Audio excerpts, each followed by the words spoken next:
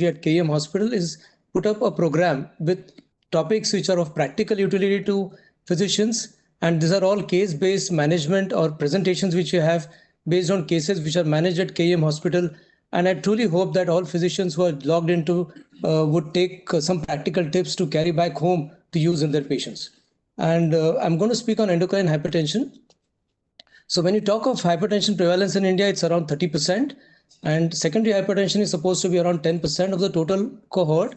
And it's always been told right from the MBBS days that endocrine hypertension is less than 1% of the total cohort of hypertension. But I'm going to break that myth and will show you a lot of data on that to say that endocrine hypertension is fast turning out to be a secondary hypertension cause is the most important cause of hypertension in this bracket. So when to suspect and how to screen is what we are going to look at.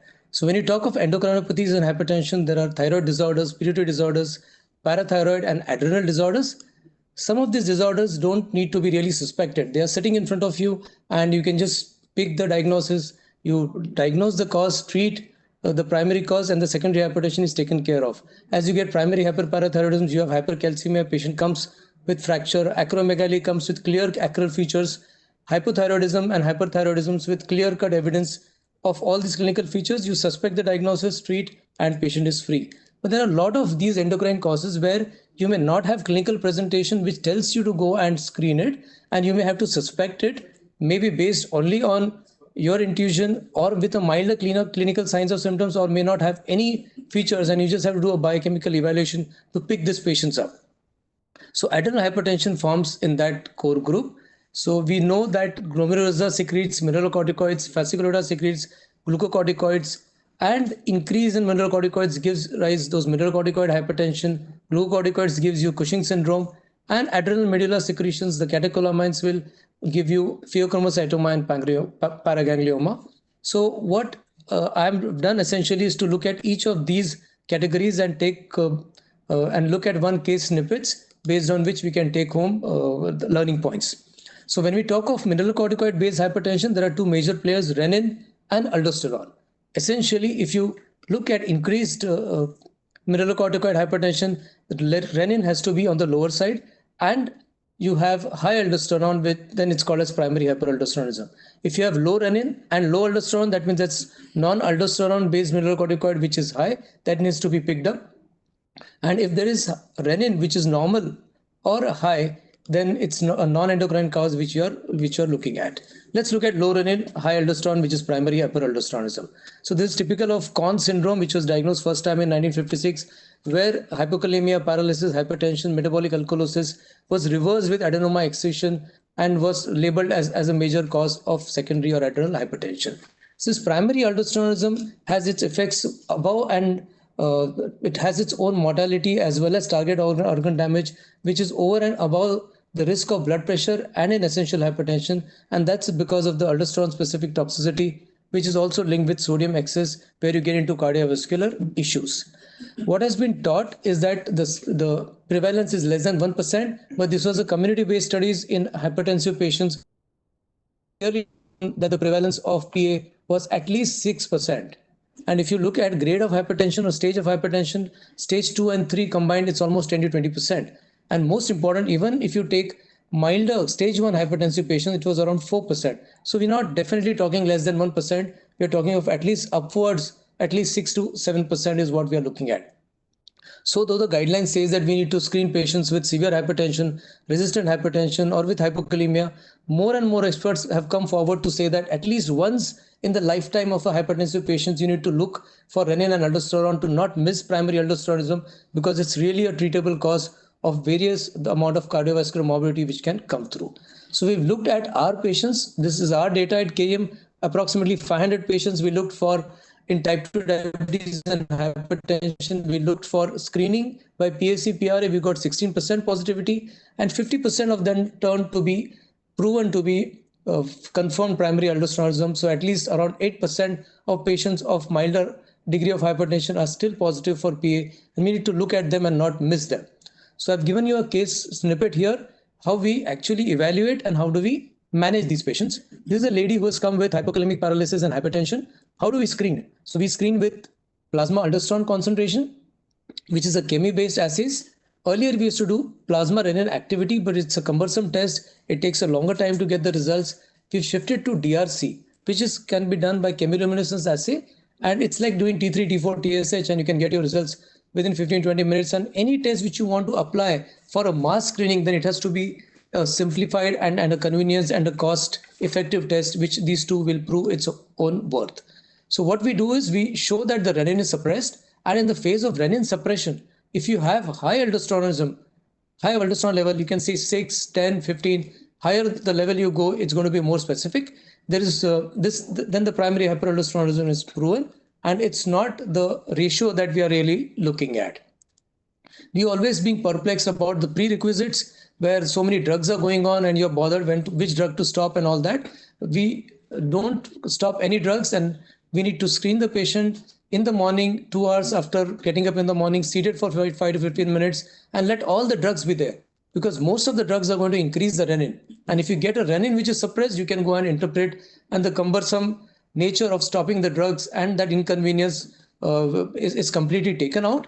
And if the renin is suppressed, you have picked up the diagnosis and the diagnosis is made. But if renin is not suppressed and clinical suspicion is high, then we need to do a medication washout of 6 weeks and 2 weeks, depending upon what agent is already there. So once you screen, in this lady, the aldosterone was high, renin was suppressed, screen positive, we go for confirmatory test. Always we need to do that. And what we do is we give 2 liters of 0.9% sodium chloride in a sitting position, IV over almost 4 hours, and then collect the blood for aldosterone level. If it's more than 6 nanogram per dl, then the diagnosis is really made there. Once you confirm the diagnosis, we need to locate, or we need to image to see whether it is a single gland which is producing this excess aldosterone, or it's bilateral case. So in 70% of the case, you may not find any lesion, and it could be bilateral. And that's where we need an adrenal venous sampling to pick up these cases. So we have standardized this particular test with the help of intervention radiology at our place, where it's a daycare procedure. Patient can come in the morning, and by evening is been discharged, and you can localize. What intervention radiologists do is that they cannulate both the adrenal veins, and then they look at various ratios depending upon cortisol levels to see whether they have reached those adrenal veins properly or not. And then they look at aldosterone by a cortisol ratio, which is a cortisol corrected ratio, and show that one particular gland is secreting more than 4 times that amount of aldosterone than the other gland, which is called as a lateralization index. And we can give a diagnosis whether it's unilateral or bilateral, because if you have a unilateral unilateral cause, then the treatment is surgery. But you may not require to do AVS for everyone. So like this, in a young individual with a severe kind of presentation with hypokalemia, you could see that there is a single adrenal adenoma which is sitting there, and we subject the patient to lateral left adrenectomy. So post adrenectomy, patient is completely cured. You can see that the yellow canary color adenoma is out, and patient is cured of hypertension. So other important point here is that we have shifted from laparoscopic transperitoneal to we have gone to retroperitoneal adrenectomies. So this particular process is make sure that the surgery is done within few limited time, and patient is able to ambulate within a day's time, and within 2 to 3 days patient can be easily discharged in this particular procedure. So any procedure which you want to apply on a mass basis, when you know that you're going to pick up 4 to 5% of patients of your population, then we need to have a simple procedure where retroperitoneal adrenal gland removal is really proves helpful in these cases. But things may not be simple. As I told you that you may not get a single lesion, but there could be a complicating issue, as was explained in this patient, where this 52-year-old female who's come with resistant hypertension, brother also being affected by hypertension, biochemically proven, and you do a confirmatory test which also shows that there is primary aldosteronism. We did an MRI abdomen. It showed that there is a right adrenal adenoma which is sitting there, and there's a left adrenal hyperplasia. So we are perplexed which one to remove, and that's where AVS comes handy to us. In this patient, the left adrenal hyperplasia was the one which was secreting aldosterone, and this adenoma was non-functioning. So without an AVS, going for a surgical therapy in a patient where you don't have a lesion or you have borderline cases, then it might be a bit tricky, and we need to use AVS more and more to confirm whether it's unilateral or bilateral, and then take a call. We treated the patient with surgery. and she was normotensive and only on one drug and is normokalemic completely. So to summarize this part, if you have a confirmed primary aldosteronism, we show that it's an unilateral disease, then the treatment is unilateral adrenalectomy. But if it's bilateral, then you need to go for lifelong mineralocorticoid antagonist therapy, because that's what you can offer. And when you use that, then you have to keep the dose in an adequate amount so as to keep the renin activity or the renin levels in the normal range, so that the patient is being adequately benefited by this particular therapy. So we've looked at low renin, high aldosterone, primary aldosteronism. Let's look at low renin and low aldosterone. So these are non-aldosterone mineralocorticoids, which are more in these patients who come with hypertension and hypokalemia. So this individual who's standing there, who is shorter than his younger brother, he's darker, and he has come with hypertensive crisis with right gangliocapsular bleed. He had a history of hypokalemia and hypertension. There was short stature, precocious puberty. On evaluation, you could see that renin is suppressed and aldo is low. And with this clinical picture of precocious puberty and hyperpigmentation and CT abdomen showing bilateral adrenal myeloboma, the clinical diagnosis was made of 11 beta hydroxylase deficiency, which was confirmed biochemically.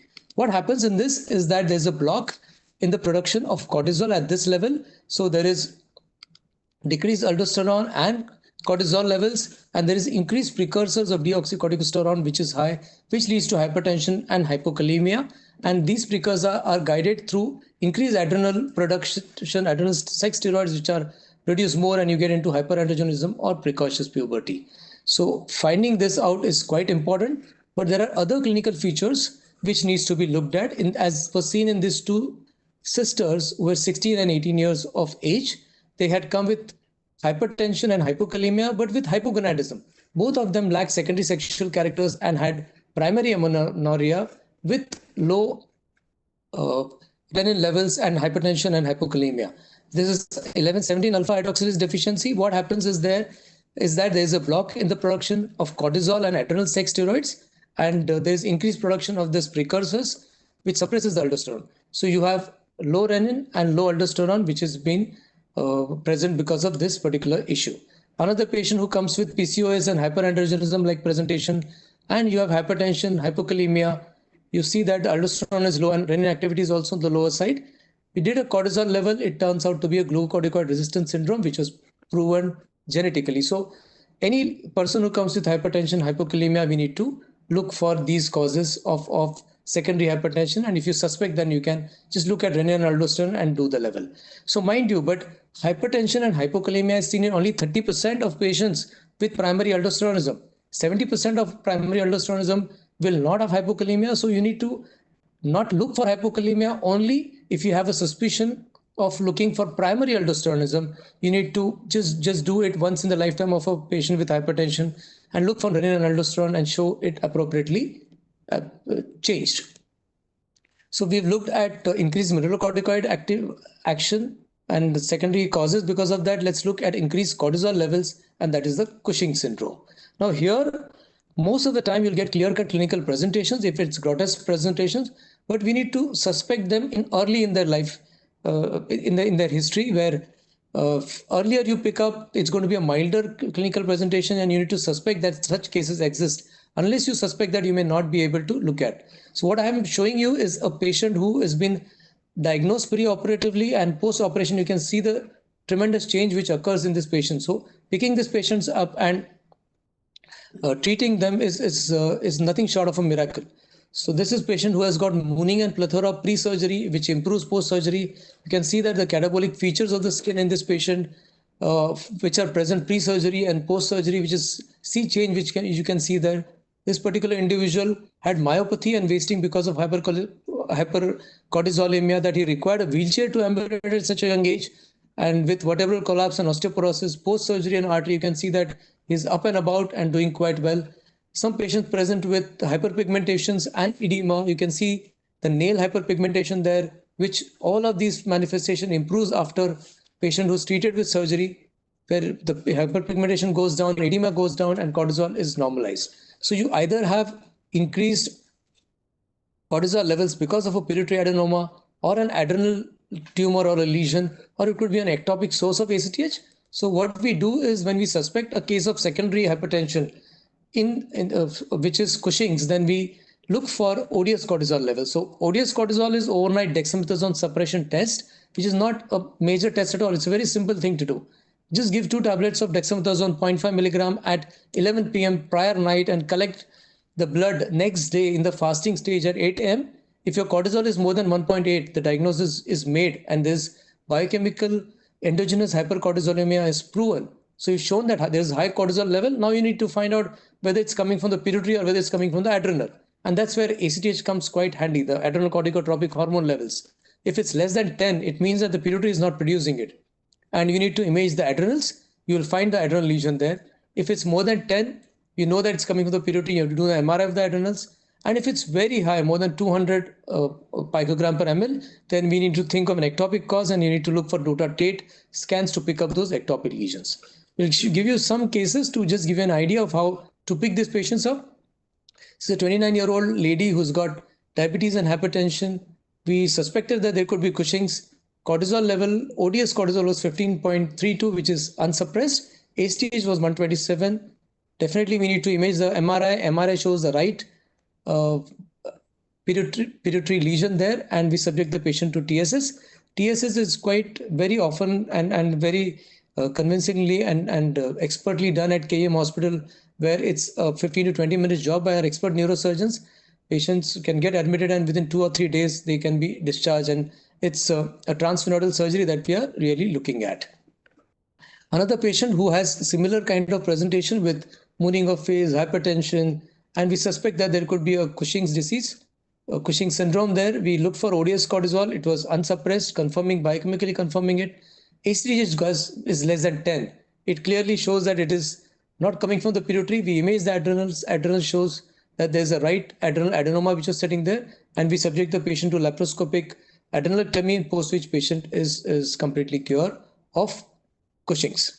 So when you talk of Cushing's, if we suspect it, we just need to do an overnight dexamethasone suppression cortisol test. It's a very simple test to do. And if it's more than 1.8 microgram per deciliter of cortisol post dexamethasone 1.1 milligram overnight, your diagnosis is made. So let's look at the third group, which is pheochromocytoma and paraganglioma. This is a case who's a patient who came with abdominal pain for 2 months. BP was 182/110. Ultrasound showed a right-sided adrenal mass. We always do a CT scan, which gives us the diagnosis of pheochromocytomas. There is an early arterial enhancement, which we have published, and we use it quite regularly to show that this is a clinical or plus radiological evidence or suggestion that this is a pheochromocytoma. And then we do a confirmation by doing a biochemical evaluation of plasma-free normetanephrines and plasma-free metanephrines. So plasma-free normetanephrine was high, plasma-free metanephrine was low, suggesting that this is norepinephrine or normetanephrine secreting kind of pheochromocytoma. He was subjected to preoperative alpha blockade and was later, post blockade, was treated with laparoscopic unilateral right adrenalectomy, and post-operatively the patient is normotensive. So this is a kind of presentation which most of our physicians would remember, but we have seen a lot of these patients, and we have a database of more than 300 to 350 patients of pheochromocytoma. Around 20% of them, they come with incidental detection. They just do an ultrasound and you find a mass there, and then we evaluate and then treat the patient. But a lot of them can come with catecholamine hypersecretion manifestation. Like this patient, 52-year-old male who has come with unstable angina, has a paraganglioma sitting there. This young individual has come with sudden onset headache and ptosis with posterior reversible encephalopathy syndrome, and there is clear-cut MRI changes which are there. Another individual comes with an emergency service with acute abdominal pain for 3 hours. It turns out to be that it's a ruptured pheochromocytoma, and you require an emergency surgery as a life-saving measure there. Some of them can come with atypical manifestation, like in this individual where this patient has come with constipation for 2 months and ultimately turned out to be subacute intestinal obstruction, which needed to be managed, and a paraganglioma sitting there quite visibly. But another important part, or the most important part, is that 30% of the patients will have a genetic syndrome or a syndromic manifestation associated with this. So if any patient who comes with pheochromocytoma, you come with secondary hypertension, you found pheochromocytoma, please look for familial history or history of other associations which are seen there. Most important familial syndrome which is associated is von Hippel-Limdown syndrome. It's the most important cause of genetic pheochromocytoma in an Indian setting. There you may there will be multiple patients in the families, and there could be various manifestations, like some may have retinal angiomas, cerebellar hemangioblastomas, pancreatic cysts, endolymphatic sac tumors, or renal cell carcinomas. And mind you, all patients may not have all the symptoms, and they could have only one manifestation, and you need to link that and pick up this cause and do a genetics to confirm this particular cause. Another genetic syndrome which you should know is SDH based tumors. SDHB is bad. It means it is multifocal, and there's a chance of malignancy and metastasis in these tumors. D comes for dad, so it is propagated through father. There is a head and neck paraganglioma which is sitting there. So need to look for family history, look for associations to pick these patients up. Multiple endocrine neoplasia type 2A. Here the patients come with medullary thyroid cancers with family history. They have bilateral PCCs, and looking at a erythematous itchy lesion on the back of the on the nape of the neck is what it takes just to not miss this particular diagnosis. Or there could be meant to be syndromes, and you cannot miss this patient if you've seen this patient once in the lifetime. These patients come with thick lips. They have mucocutaneous neuromas, conjunctival neuromas, and they come with MTCs and bilateral PCCs, which can be picked up earlier. NF1 syndromes, I'm sure we all know about it. There is capsular spots there and neurofibromas, and these are the patients who can come with pheochromocytoma in the later stages. So once we have a clinical history, clinical presentations, and family history which is typified, we want to biochemically confirm it. The most important part here is to learning point is that we have stopped doing urinary VMAs and urinary catecholamines and plasma catecholamines. This is a completely retrograde step, and we have shifted to plasma-free metanephrines, which is plasma-free normetanephrine and plasma-free metanephrine. So plasma-free normetanephrine can be used as a single test to reduce the cost by 50%. And how do we do this test? It can be done at any time of the day. No dietary restriction required. You can do it in the afternoon when the OPD is going on. We just make the patient lie down for half an hour to 45 minutes and collect the blood, immediately centrifuge and send for plasma-free normetanephrine collect the blood in EDTA. So imaging wise, as I told you, we have CT scan to confirm the diagnosis, because that is really required also for a surgical planning management. But other important point is that we need to do functional scans in pheochromocytomas, which will tell you whether the lesion is single lesion, there's multiple lesions, or there are metastases which are situated there. So dotatate is really helpful, and MIBG also helpful in some cases, but dotatate has really gone up in that list of doing functional scans. Give you an example of this patient who had tinnitus, decreased hearing for almost 6 years. He had mass which was seen in the left ear for almost 1 month. You can see the mass coming out of the ear there, and the left ear discharge. CT scan was done, which an MRI was done, which suggestive of bilateral tympanic PGLs and bilateral carotid body tumors. But the picture was not complete. On evaluation, he was hypertension. We thought that this could be a syndromic pheochromocytoma which is sitting there. We did plasma-free normetanephrine, which was high, and we subjected the patient to FDG and dotatate scan. So it not only picked up the lesion in the carotid body tumors, but also bilateral pheochromocytoma and abdominal PGL. So important part is to look at these functional scans, because you're going to miss these cases unless you don't really think of this as a particular cause. And the patient was treated with not surgery, but with PRRT, which is dotatate based therapy. So you cannot keep on doing surgeries for a whole lot of lesions which are sitting there. Important part is that 20-30% of the patients do have genetic diagnosis. This was a data which clearly showed that almost 30% of the patients have genetic as diagnosis in pheochromocytoma. We need to do a genetics test to not miss these cases. And so about pheochromocytoma, how do we screen? If you have a typical features or paroxysmal symptoms, we need to look for plasma-free normetanephrine. This will clearly give you a diagnosis. Only thing that the patient should be on the lying down position for almost 30 minutes. So to summarize, when you talk of non-essential hypertension or endocrine hypertension, it is turning out to be a #1 cause of secondary hypertension. We have clearly shown the data is at least 6% or 8% of the total population of your hypertension. We are missing it if you are not screening by doing an aldosterone and renin level, which is a simple test like T3, T4, TSH, which can be done. Patient needs to be up and about for 2 hours in the morning, let him sit for 10 to 15 minutes and then collect the blood for ultrasound and renin levels. If you think that there is Cushing's there, doing a simple ODS cortisol by giving 2 tablets of dexamethasone, 0.5 milligram at the night, and next day doing cortisol level. If it's more than 1.8, your diagnosis is made. And if you think of pheochromocytoma, just look for plasma-free norepinephrine level. Lying down position, the blood has to be collected for 30 minutes. The patient has to be lying down and collect an EDTA and send it off. And with this, I think we should not be able to miss any of our endocrine hypertension cases, is what message we would like to give. And with this, I would like to stop and thank you for your patient hearing.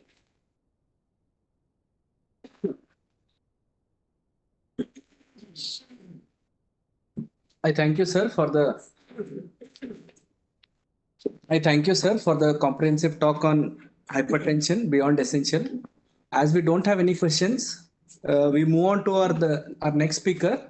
Our next speaker is Dr. Virendra Patil. He is going to speak on dyslipidemia, clinical spectrum of a biochemical disorder.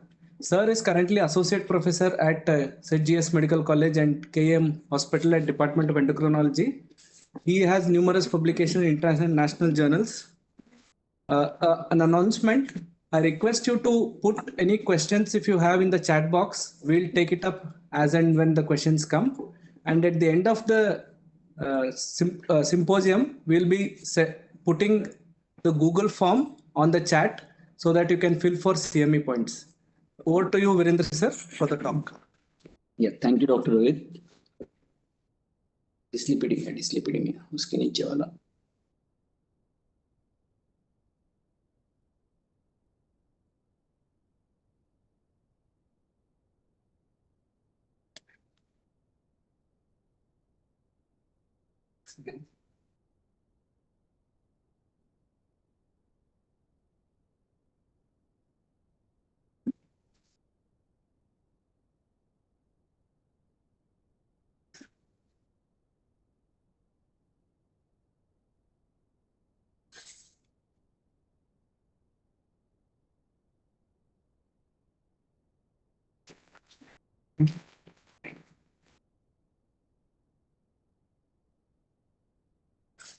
So I'll be briefly discussing about different types of dyslipidemias, what we see in clinical practice. So the lipids, they are mainly made up of lipoproteins, triglycerides, and cholesterol. The physiology of the role of lipoprotein is for the absorption of triglycerides which are present in the food, and to serve these triglycerides to different organs like liver, peripheral tissues like muscles, adipose tissues, myocardium for the normal functioning, as well as to take back the cholesterol from the peripheral tissues back to the liver. So this is the physiology of lipoproteins. There are mainly two pathways. In the first pathway, the triglycerides, which are present in the form of dietary oils, they are absorbed from the gut and they will be packed into the chylomicrons. And these chylomicrons, when they flow from the capillaries, they are broken down from the chylomicrons to the free fatty acids, which will be taken by the muscles and adipose tissue for the further use. And these chylomicron remnants are further taken back by the liver for further degradation. And this is exogenous pathway. And in the endogenous pathway, the VLDL is produced. So this VLDL is the main molecule of which contain triglycerides. 1/5 of VLDL molecule is triglyceride. Again, the fate of VLDL is same. When it crosses the capillaries which will have linings of lipoprotein lipase, they will break down the VLDL and it will be used by the system. And further, this VLDL will be ultimately converted into LDL through IDL and then LDL. So this is the endogenous pathway of the lipid transport. So this is the old classification of different dyslipidemias published in 1971. Now it is no more used, but to understand what molecule is predominant, which type, we still have some use of this. The newer classification is mainly genetic classification based on different genetic variants which lead to different dyslipidemias. We'll be seeing the cases of hypertriglyceridemia because of chylomicronemia, hyperlipidemia because of high LDL cholesterol, and type 4 hyperlipidemia, which is mainly present in diabetic dyslipidemia patients. So to start with first case, this is an 8-year-old girl who presented with recurrent abdominal pain. For this recurrent abdominal pain, initially she was misdiagnosed to have appendicitis and pancreatic divisum, and she was operated for that as well. Further afterwards, she was diagnosed to have very high triglyceride levels, which was inducing recurrent pancreatitis in this girl child. You can see the triglyceride levels are sky high. Normally, they should be less than 100 in such a young kid, and it was more than 5,000 in this girl, which was leading to recurrent pancreatitis. And when you ask for lipoprotein electrophoresis in these patients, you will get a chylomicron peak. Uh, so how will you manage this patient? To understand how it should be managed, we should understand what type of dyslipidemia is there in the particular patient. So whenever you deal with very high triglyceride levels, the triglycerides are present in chylomicron as well as VLDL, chylomicron remnants as well as VLDL remnants. Exactly which kind of hyperlipidemia it is, for that you need to understand that in chylomicron, the triglyceride to cholesterol ratio is 10 is to 1, while in the VLDL it is triglyceride to total cholesterol ratio is 5 is to 1. So going back to our patient's total cholesterol was 509 and triglyceride was more than 5,600. So the ratio becomes more than 11. So safely we can say that this patient is having hypertriglyceridemia mainly because of very, very high chylomicron levels. So the treatment of chylomicronemia and type 4 dyslipidemia are very different. So in patients with chylomicronemia, because the chylomicrons are mainly from the dietary lipids, you need to restrict the dietary lipids in these patients because the drugs which are used in hypertriglyceridemia, that is fenofibrates or bezafibrates or gemfibrozil, they mainly activate the lipoprotein lipase. While in patients with chylomicronemia, there is double hit, that is biallelic pathogenic variant in the lipoprotein lipase functioning, and that is the reason lipoprotein lipase activity is almost close to zero. So because when LPL is activity is not there, there is no drug which is going to improve the LPL activity. It's like using oral anti-diabetic drugs in type 1 diabetes patients because there are no beta cells, drugs are not going to work in type 1 diabetes. Similarly, when the in the patients with monogenic chylomicronemia, the drugs will have a limited role. So mainly it is dietary fat which has to be restricted. So all the literature says that the dietary fat should be as close to low as possible, like less than 5% of the total caloric intake. So it should be less than 5 gram or 10 gram in entire day. And in patients with acute emergencies when the triglycerides are very high, sometimes we might use insulin dextrose infusion because insulin is known to work as a cofactor for lipoprotein lipase. It will mainly work in patients with type 4 dyslipidemia because in patients with diabetes there is insulin resistance, and by giving insulin dextrose infusion, you are going to increase the LPL activity. Sometimes in chylomicronemia patients also insulin dextrose infusion is used. And when the patient is kept NBM, nail per orally, the chylomicrons are gradually used in 24 to 48 hours. The triglyceride levels falls to less than 1,000. So again, fibrates and omega-3 fatty acids, they have got a minimal effect on the intestinally derived chylomicron because they are mainly going to increase the activity of LPL, as well as omega-3 fatty acids are going to work through reducing the hepatic triglyceride synthesis. The defect here is chylomicron, so it is not going to work in these patients. So, to aim of the treatment in such patients is to keep triglycerides to as less than at least 800, 900s, because when the triglycerides are beyond 800, the risk of pancreatitis will be significantly increased. If the triglyceride levels are kept less than 500, the risk is minimal. Any food which contains fat has to be avoided, like all dairy products and all animal proteins, they will have some amount of fat, so they should be avoided as much as possible. All the fried stuff, all the fast foods like all the burgers from the McDonald's, KFCs, everything will have a significant amount of fat, so it should be avoided.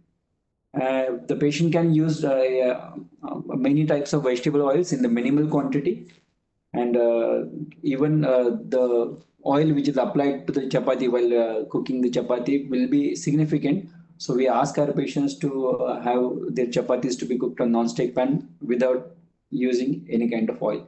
In this patient, mainly her main treatment was low-fat diet. She was put on gemfibrozil as well, but this is not going to work. We know that the main treatment is low-fat diet, and she responded beautifully with low-fat diet for some time. Again, her levels were intermittently high whenever the dietary restrictions were not followed strictly.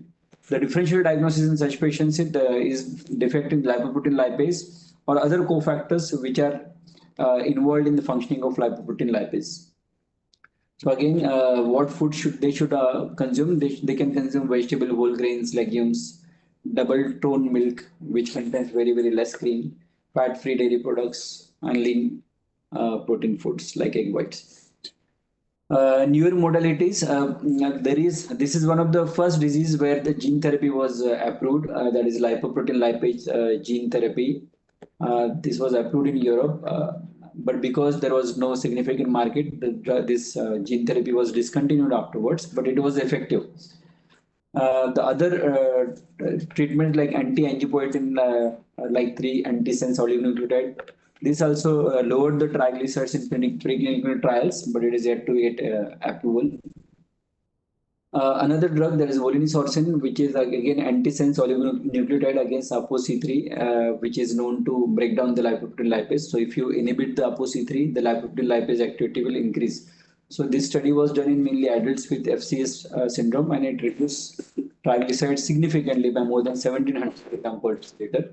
So this drug is approved by EMA, European Medical Agency, but not by US FDA, because this drug can lead to thrombocytopenia and severe thrombocytopenia in some patients. Coming to second patient, she's a 40 years old. She's type 2 diabetic patient, hypertensive, not very obese, but has got central fat distribution. You can see her blood sample, which is having lipemia. And if you look at the lipid profile, she's having total cholesterol of 532, HDL of 30, triglyceride of more than 2,200, and calculated LDL. So whenever triglycerides are more than 300 and 400, you should not look at the LDL. You should look at non-HDL cholesterol only. But just to make that point, I have calculated this. I have written this. So if you look at calculated LDL, it is too low. So it cannot be too low. It is actually the measuring defect. If you measure the direct LDL, it will be a little different. So if you take the ratio of triglycerides divided by cholesterol in this patient, it will be around 5. So you know that this triglyceride is coming from the VLDL molecule, and because she's uncontrolled, she's having uncontrolled diabetes. This uncontrolled diabetes leading to this type 4 dyslipidemia. And when you control the diabetes in this patient, gradually the triglyceride levels normalize near normal triglyceride levels around 200. So with good control of diabetes in patients with type 2 diabetes, you are going to get good control of type 4 dyslipidemia. And after the control of diabetes only, if there is persistent hypertriglyceridemia, you should consider the treatment. The first and foremost treatment is to control of diabetes. So why does type 4 dyslipidemia occurs? You can see that insulin is one of the factor which controls the synthesis of VLDL molecules. So if there is insulin resistance at the level of liver, the VLDL synthesis will increase, leading to hypertriglyceridemia. This is just to discuss that in patients with type 2 or type 4 dyslipidemia, the use of statins will have a benefit in terms of all-cause mortality or vascular death as well as vascular events. And if you look at the fibrates, in the fibrates, there is no strong evidence that fibrates are going to reduce the mortality. And plus, rarely fibrates can cause hepatic dysfunction. So main treatment will be statins. Only those patients with elevated triglyceride levels where there is a risk of pancreatitis, you are going to add fibrates in those patients. Coming to another case, she's 18 years old female. She has presented with swellings over forearm, foot around and around eyes. There is no significant family history apart from there is no parental history of coronary artery disease or CVS or pancreatitis, no family history of similar swelling. There is a history of early death in paternal grandmother. The cause was not known. It can be probably cardiac death. On examination, you can see that she has got different xanthomas, tendinous xanthomas, tuberous xanthomas, eruptive xanthomas over the upper eyelid as well. This is because of cholesterol deposition in the subcutaneous tissue. You can see that her LDL cholesterol is more than 500 on most occasions. So these patients are generally because of severe defects in the LDL receptors, where which the liver is not able to take back the LDL cholesterol, and there is accumulation of LDL in the body. So even if you treat these patients with very high doses of statins, that is high intensity statins, there is very marginal reduction in the LDL cholesterol levels or almost no reduction in the LDL cholesterol levels. It depends on what is the percentage of remaining LDL receptors presenting on the liver. In the null variants, there will be very poor response. So this is how the LDL is taken by the liver hepatocytes, and there are different variants which can affect LDL receptor functioning or LDL receptor recycling in the hepatocytes. And if the patient is having no LDL receptor on the liver, the patient's LDL cholesterol will be very, very high. And these patients are not expected to respond to any kind of drugs, including PCSK9 inhibitors. Other little milder defects like ApoB protein involvement or PCSK9 enzyme involvement, in these patients, there will be some effect of PCSK9 inhibitors. So the risk of coronary artery disease will be high in the patients with homozygous familial hypercholesterolemia, followed by heterozygous, followed by other types of dyslipidemias. So these are the antibodies against PCSK9 enzyme which have been approved for the use in patients with both homozygous as well as heterozygous familial hypercholesterolemias, but the cost is humongous. Like for example, the dose of eulocumab will be 140 to 420 milligram every twice weekly or every monthly. The cost will be humongous. So in such patients, another practical treatment will be one of the possible treatment will be the liver transplant, where some part of the liver will be replaced by one of the parents or related donors, and the patients will be converted from homozygous hypercholesterolemia to the heterozygous hypercholesterolemia, and then they will respond to oral statin therapy. Coming to another case, 25 years old male who had, because there is a family history of dyslipidemia, he was screened for dyslipidemia, and this was the lipid profile. You can see that LDL cholesterol is more than 270. So in such patients, both in the mother as well as son, in such patients, even if the patient is young, like 14, 15, 16 years, you don't need to wait or delay the treatment. In any patient with LDL cholesterol of more than 190, when you exclude other causes of hyperlipidemias like hypothyroidism or proteinuria, you need to directly start these patients on the statin therapy, because they're known to have increased risk of premature coronary artery disease or atherosclerotic cardiovascular disease, and you don't want to miss the treatment. So again, in patients with secondary dyslipidemia because of hypothyroidism, once you control hypothyroidism, it will be improved. So this is the chart from ACC/AHA guidelines. You can see that if the LDL cholesterol is more than 190, you don't need to, you just rule out other causes of secondary causes of hyperlipidemia, and you start patients on directly on the high intensity statin. If the LDL cholesterol is between 160 to 190 or less than 160, you can go for ASCVD risk calculation, and based on the risk, you can further decide the treatment. So to conclude, dietary fat restriction is the main treatment in patients with monogenic chylomicronemia, that is familial chylomicronemia. Statins have proven benefit in terms of reduction in mortality in patients with diabetic dyslipidemias. Once you control the diabetes, triglycerides are going to get better. And for other LDL cholesterol, you need to use the statins. There is in patients with very high LDL cholesterol levels, we need to have genetic testing, because based on the genetic testing and based on what kind of variant patient is having, you can decide on the management. For example, if the patient is having LDL receptor null variants, you should consider a definitive treatment in the form of hepatic transplant in selected centers. And always check secondary causes like thyroid function and urine routine prior to treating dyslipidemias. Thank you for the patient listening. I thank you, sir, for the comprehensive talk on dyslipidemia. As we don't have any questions, we'll move on to our next topic. The next talk will be delivered by Dr. Manjari Karlekar. She is currently the assistant professor at St. GS Medical College at KM Hospital. Her topic is an interesting one: hypoglycemia case conundrums. Again, an announcement: we will be putting up Google form at the end of the CME so that you can fill for CME points.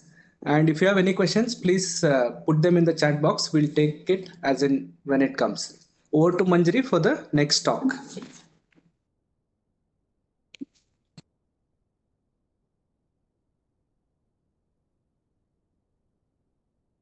Can you see my PPT?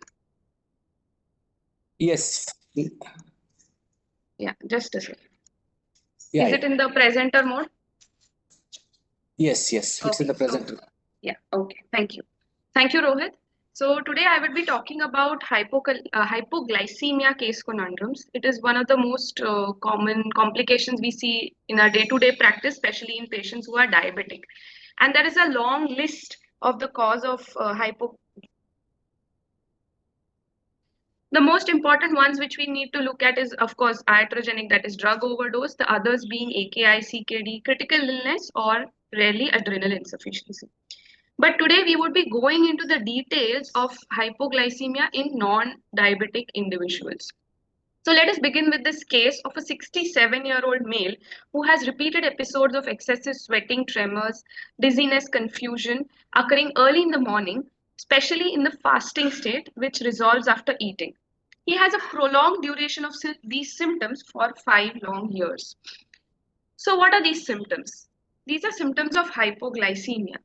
So broadly, the symptoms of hypoglycemia are divided into two categories. The neurogenic symptoms, which are due to the stimulation of the sympathetic system, and they consist of tremors, palpitation, anxiety, arousal, sweating, etc. Whereas dizziness and confusion, those the so-called neuroglycopenic symptoms, are when your CNS starts getting affected and it leads to dizziness, weakness, drowsiness, and altered mentation. So this gentleman over here had both neurogenic and neuroglycopenic symptoms for a prolonged duration of time, which resolved after eating. So one fine morning, he has inability to wake up, and his blood glucose level is He's rushed to the hospital, and the blood glucose level is documented to be less than 40 milligram per deciliter. He has immediate resolution of symptoms after giving IV dextrose. Then here comes the next question. How do we diagnose hypoglycemia? There is something so called as the Whipple's triad, which consists of signs and symptoms of hypoglycemia, which we discussed in the previous slide, the documented low blood glucose less than 50 milligram per deciliter, and resolution of symptoms upon glucose intake. So once your Whipple's triad is satisfied, that is when you diagnose the patient to be having hypoglycemia. What is the next step then? What are the causes of these non-diabetic hypoglycemias? Again, they are divided into two categories, those in clinically well individuals and the clinically unwell individuals. We would be discussing the clinically well individuals first. So once your Whipple's triad is satisfied, the next step is to obtain a critical sample. How do we do that? We subject the patient to a 72-hour fast test, or if the patient goes into spontaneous hypoglycemia, at the time of hypoglycemia, this is very important, at the time of hypoglycemia, you need to collect the samples, that is the insulin, the C-peptide, and a beta-hydroxybutyrate. The insulin level more than 3 international units per ml, a C-peptide more than 0.6 nanogram per ml, and a beta-hydroxybutyrate less than 2.7, that is non-detectable beta-hydroxybutyrate, is said to be endogenous hyperinsulinemic hypoglycemia. So now this individual of ours is subjected to a 72-hour fast test, and these are the results. His insulin level is very high, the C-peptide is also high, and the ketones are not detectable. So this individual is diagnosed to be having endogenous hyperinsulinemic hypoglycemia. What are the differentials of endogenous hyperinsulinemic hypoglycemia then? These are the various differentials: insulinoma, insulin autoimmune syndrome, post-gastric bypass, and insulin secretagogues. We ruled out the other causes. This patient did not have a history of any surgery in the past. He was a non-diabetic, so not on any medication, and he had insulin antibodies were negative. So we made a working diagnosis of insulinoma in this patient. Next is, how do we localize the cause? How do we localize the insulinoma? For that, we need to employ different imaging techniques. The first is an anatomical imaging, which is a simple CT scan, or sometimes an MRI is also done to localize these lesions. And the others are a gallium dotatate PET CT, which is the functional imaging. So now this patient, CECT abdomen and the gallium dotatate both showed the causative lesion. He was subjected to surgery and he became asymptomatic post the surgery. Moving on to this next patient, again a 32-year-old female who had similar recurrent episodes of altered behavior in the fasting state in the morning. So much so that she was even put on antidepressants by psychiatrists thinking that she had behavioral issues. However, during one such episode, a critical sample withdrawn showed endogenous hyperinsulinemic hypoglycemia. Now, as we discussed, once an endogenous hyperinsulinemic hypoglycemia is confirmed, the next step is to localize the lesion. Therefore, a CT scan was done along with a gallium dotatate PET CT. However, both of them failed to localize the lesion. What do we do next then? So this patient was subjected to exendin scan, which is the GLP-1 receptor analog scan, and that this scan showed a lesion in the tail of the pancreas. This patient was then subjected to surgery and she had resolution of symptoms. Immediate 3 months post surgery, she had 28 kg weight loss. Now she's almost 4 years post surgery, and I'm sorry I've not put the recent photograph, but she has even lost further weight and she's leading a normal, healthy life. So, which imaging do we employ and when do we use that? Now, if you see the slide, we'll not dwell into a lot of details, but for sporadic and benign insulinomas, if you see, the sensitivity of exendin scan is the highest over here, whereas the gallium dotatate PET CT and the CT scan do not perform as well as the exendin scan. So, sporadic benign insulinomas, exendin scan is the best modality, I would say. Coming to the next patient, this patient again had recurrent hypoglycemias and endogenous hyperinsulinemic hypoglycemia. CT abdomen failed to localize any lesion, therefore an exendin was done. And to our surprise, in fact, this patient had an ectopic insulinoma setting in the jejunum. And when he looked at the CT, this lesion was also present and localized on, could be localized on the CT, but because we did not look at the, we were not expecting it to be ectopic, we did not look at the entire bowel, and in fact, exendin helped us in localizing this lesion. So just to make a point over here, there are also certain pitfalls of the exendin scan which you definitely need to keep in mind.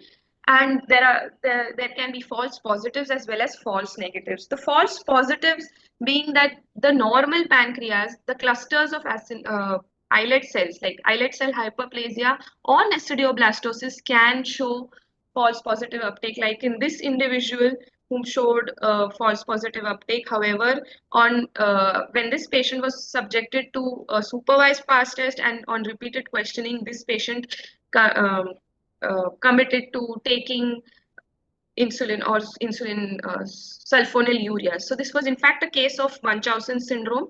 Of course, that is a diagnosis of exclusion, and you should always put all the imaging, the clinical history and everything in conjunction before you submit the patient to something like a surgery.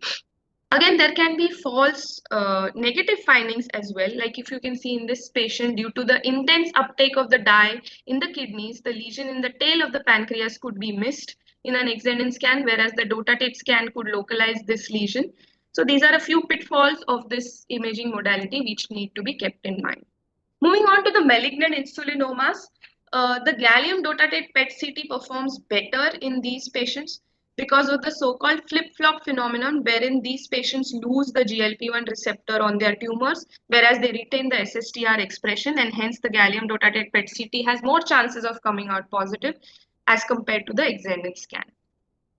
The gallium dotatate scan also has another therapeutic advantage, which I would discuss in this next case of a 48-year-old male patient who was symptomatic for 6 months with giddiness, sweating, and a critical sample of him confirmed an endogenous hyperinsulinemic hypoglycemia. CCT was done and there were multiple peripherally enhancing lesions studied all over the liver and probable primary in the pancreas.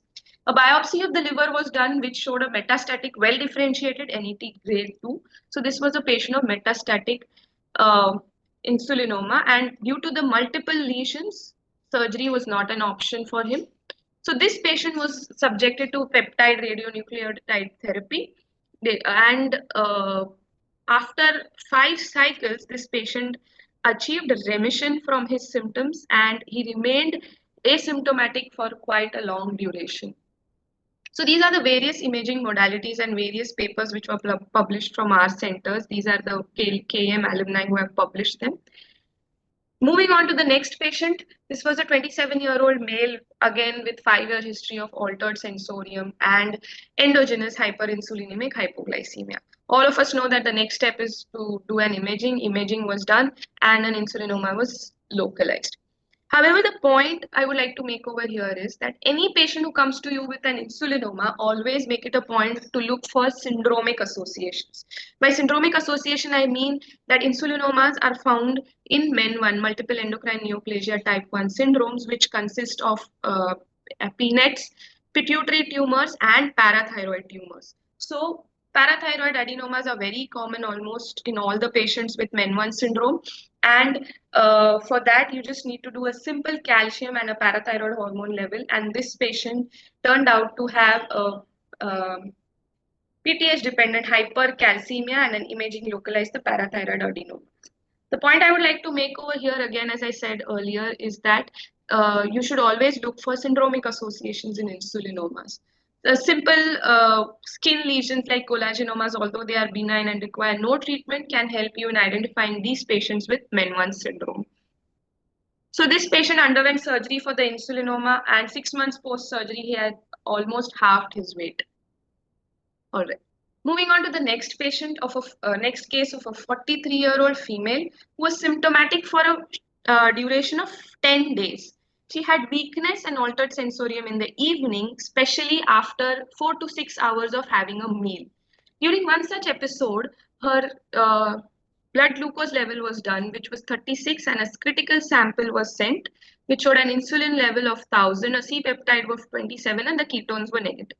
So as we all discussed, this is endogenous hyperinsulinemic hypoglycemia, and as we have seen through all the cases which I presented so far, the next step is doing an imaging. A triple phase CT abdomen was done, but no pancreatic lesion was found. What do we do next? This patient had hypoglycemia. The critical sample did show an endogenous hyperinsulinemic hypoglycememia, but I would like you to have a closer look at the lab values of this patient. The patient had a very high insulin level as compared to the C-peptide level. Also, if you see, look at the duration of symptoms, it is very, very short, only a duration of 10 days, which is not the case in all the cases previously which we saw. The insulinomas had a very long duration of symptoms, whereas this patient had a very short symptomatic period of 10 days. And again, as I pointed out, the insulin levels. So this patient was thought to have something which is called as insulin autoimmune syndrome, and anti-insulin antibodies were sent which turned out to be positive. So this insulin antibody syndrome is thought to be precipitated by various drugs and or could be infections. There are various enticing agents which are identified. This patient had a history of hyperthyroidism, and she was started on carbimazole just about 4 weeks back. And this patient then therefore was diagnosed to have insulin autoimmune syndrome, also called the Hirata's disease.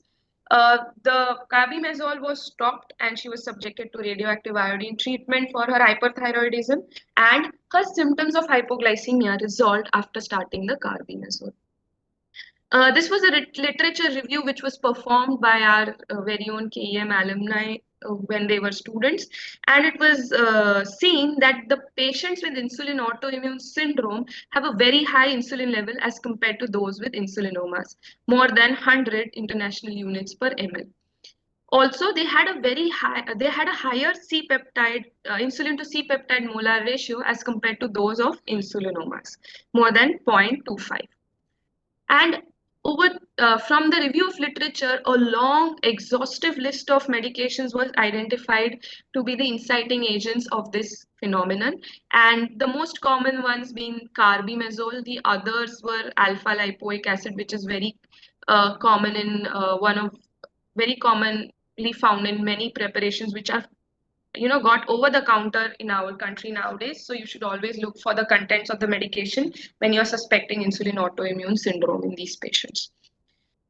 All right, so moving on to the next patient, a 48-year-old male who had a history of gastrectomy, esophagectomy due to complications from past surgery. These were iatrogenic surgeries which were required, and again he required multiple surgeries for his multiple abdominal surgeries. Now, after a duration of say 4 years of these surgeries, he started developing fasting hypoglycemia as well as postprandial hypoglycemia. Now, if you can see, of course, he had endogenous hyperinsulinemic hypoglycemia as depicted in this these lab values over here. Then imaging, the DOTA-TATE imaging even localized a lesion in the tail of the pancreas, and this patient was subjected to surgery. However, this patient turned out to have accessory spleen. Actually, the lesion which was identified was a splenecularis and not an insulinoma, and this patient continued to have persistent hypoglycemic attacks post this surgery. So when this patient presented to us, we reviewed his entire history, and he had history of post-gastric bypass. Thus, such patients are known to have nesidioblastosis, which can be picked up by an exendin scan. So an exendin scan was done, and he had diffuse uptake throughout the entire pancreas, and this was due to nesidioblastosis and not an insulinoma. So due to the diffuse uptake, surgery was not an option, and therefore he was medically managed on acarbose and octreotide, which uh, which helped us in attaining a little bit of remission in this patient as regards to his hypoglycemia. Okay, the next patient was a 20-year-old male. He was a pharmacy student with multiple episodes of hypoglycemia for a duration of 6 to 7 months. Again, critical sample was drawn, which was done elsewhere before he presented to us, confirmed a endogenous hyperinsulinemic hypoglycemia. His various functional imaging was done, and the DOTA-TATE, the CT, the exendin scan all turned out to be negative.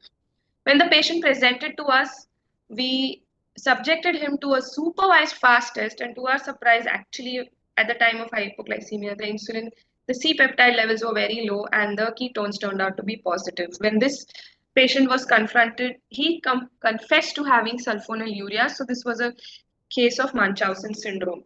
This patient had easy access, and he had the information about sulfonylurea since he was a pharmacy student. So again, as I said, you have to put everything, the history, the clinical features, the imaging, everything into perspective before diagnosing the patient as to having an insulinoma or endogenous hyperinsulinemic hypoglycemia. So as I said, this patient was taking insulin secretagogues, sulfonylureas, which led to this clinical picture. And therefore, a supervised fast test was done where he could not take the medication, and it turned out to be negative. Similarly, this 55-year-old male had repeated episodes of tremor, sweating since 7 to 8 months. And again, hypoglycemia and critical Whipple's triad was satisfied in this patient. This patient had gone multiple scans. He had undergone a CT scan, a gallium DOTA-TATE PET CT. He had even undergone an endoscopic ultrasound, and multiple hypoechoic nodules were found in his pancreatic parenchyma.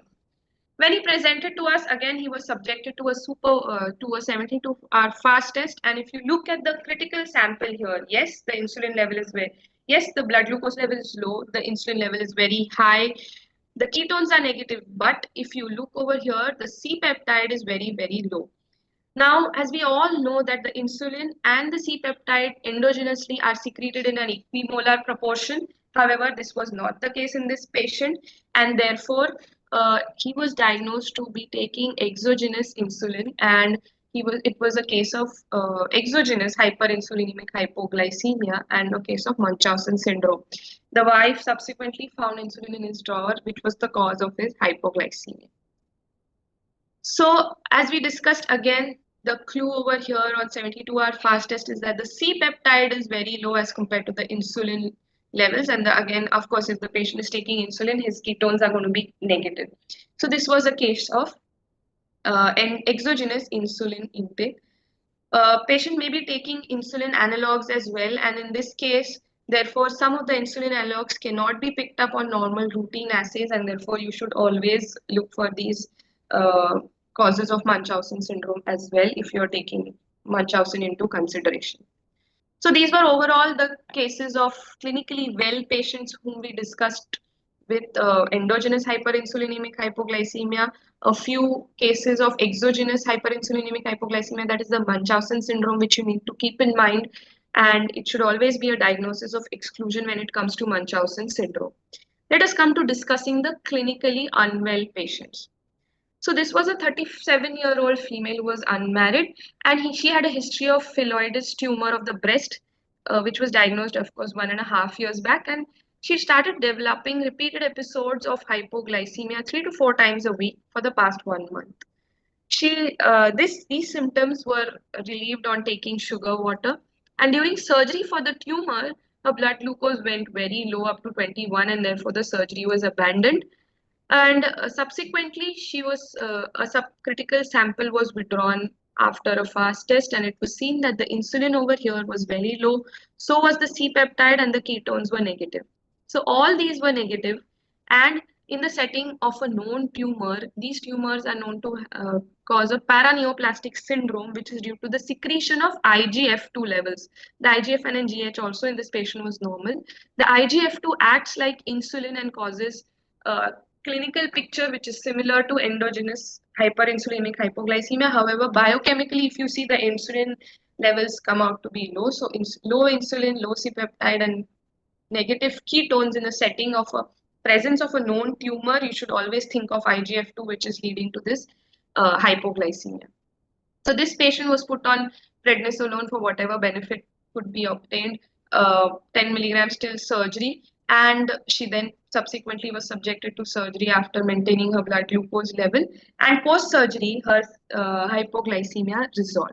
So this was a case of non-islet cell tumor-induced hypoglycemia, which is seen in IGF-2 producing tumors. Next patient of a 65-year-old male who had type 2 diabetes for 12 years and on insulin for the past 2 years. A stable dose of insulin, well-controlled blood glucose, but suddenly he starts having multiple episodes of fasting hypoglycemia and presence with altered sensorium. His blood glucose level is found to be low, as well as a picture of hyponatremia is seen. At this time, it is due to the hyponatremia, other lab investigations like a basal cortisol, total T4 and a TSH is seen. As you can see, this patient has hypercortisolemia as well as central hypothyroidism. So this is a patient of panhypopituitarism, which is causing the hypoglycemia. This patient was started on prednisolone and thyroxine, and his symptoms resolved completely.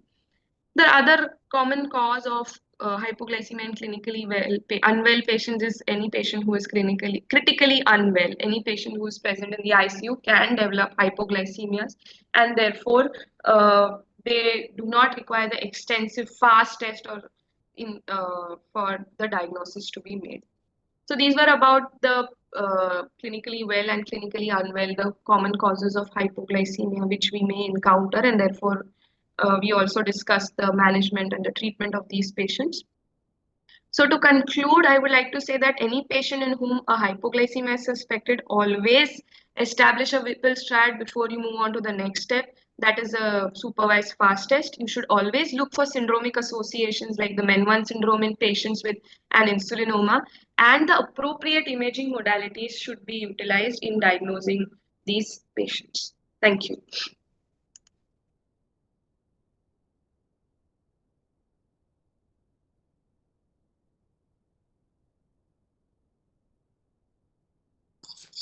Thank you, Manjari, for the comprehensive talk on evaluation and management of hypoglycemia. As we don't have any questions, we'll move to the next topic. The next talk will be delivered by Dr. Anurag Lila. He is the additional professor at Department of Endocrinology at St. J.S. Medical College and KEM Hospital. The topic for Dr. Anurag Lila is gestational diabetes, penalty should match the crime. I'm announcing again, we'll be posting or displaying the Google form at the end of CME, which you need to fill to get the CME points. Over to you, Anurag sir, for the next talk.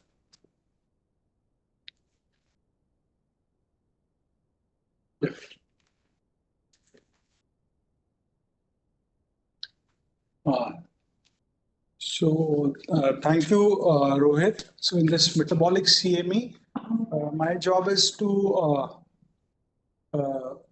discuss gestational diabetes and the penalty should match the crime. So there are the two extremes of diabetes which I will be discussing as we go through. So I put up two cases. The first case is a type 1 diabetic since years, and she has HbA1c of 7. And second woman is 35-year-old who have a history of pre-gestational diabetes, the GDM in the first G1, and now during the G2 she has come, but she is diagnosed diabetic because she has HbA1c of 8.6. So in this both the cases, these are not gestational diabetes. This is a diabetes which is pre-existing, and we are now managing their diabetes during the course of pregnancy as well. So in these cases, the criteria for diagnosis of diabetes remains as for any normal individuals. If you ask what are the risks involved in these cases, so if you have a type 1 diabetes and the classical teaching we had during this table which we used to classify was known to us during our MBBS days, and it is based on the number of duration, control, and the vasculopathy associated in a type 1 diabetic mother. And this classification was given way back in 1950s. But to the contemporary population, when we see that you have more of type 2 diabetic populations, and when you extrapolate, so even in a type 2 diabetic population, pre-existing diabetes with pregnancy happening at a later age, we see these number of diabetic patients getting pregnancy. And in this cases, what we have noticed with the longer duration of diabetes and with vasculopathy and hypertension, the chances of stillbirth, SGA, and preeclampsia goes up. Whereas if you look at, frankly, only diabetes, short duration of diabetes, so only glycemia as a number, then the chances of LGA, macrosomia, and dystocia goes up. So this discrimination has to be kept in mind while managing the patient. Second question comes, will my baby have fetal malformation? The risk of congenital anomalies, periconceptional HbA1c is linked to the fetal malformations, and the risk increases by 1% for every 1% increase in HbA1c as a rule of thumb. So normally if the risk is 2%, with the absolute risk for HbA1c of say 9.7 goes up to 5, 6 to 7%. So we have to guide the patients in the term of absolute risk rather than the relative risk, and then they can decide about it. But whether a fetus have a malformation or not will only be clear by a scan done at 18 to 20 weeks of gestation. Similarly, higher the HbA1c, the chances of fetal and infant death also increases with the periconceptual HbA1c. So now in these cases, what we will counsel, it is a high risk pregnancy. There is a malformation risk, which is an absolute number. Say in the first case, we can say normally the risk is 2%. In your case, it will be 3 to 4%. And we'll do a growth scan and we'll come to know whether we are in that bracket or not. Similarly, what is more important in the second half of the pregnancy, when the second half of the pregnancy per se is a stage of physiological resistance and physiological insulin resistance, and in that time the requirement for the insulins will be double or triple of what we are using at present.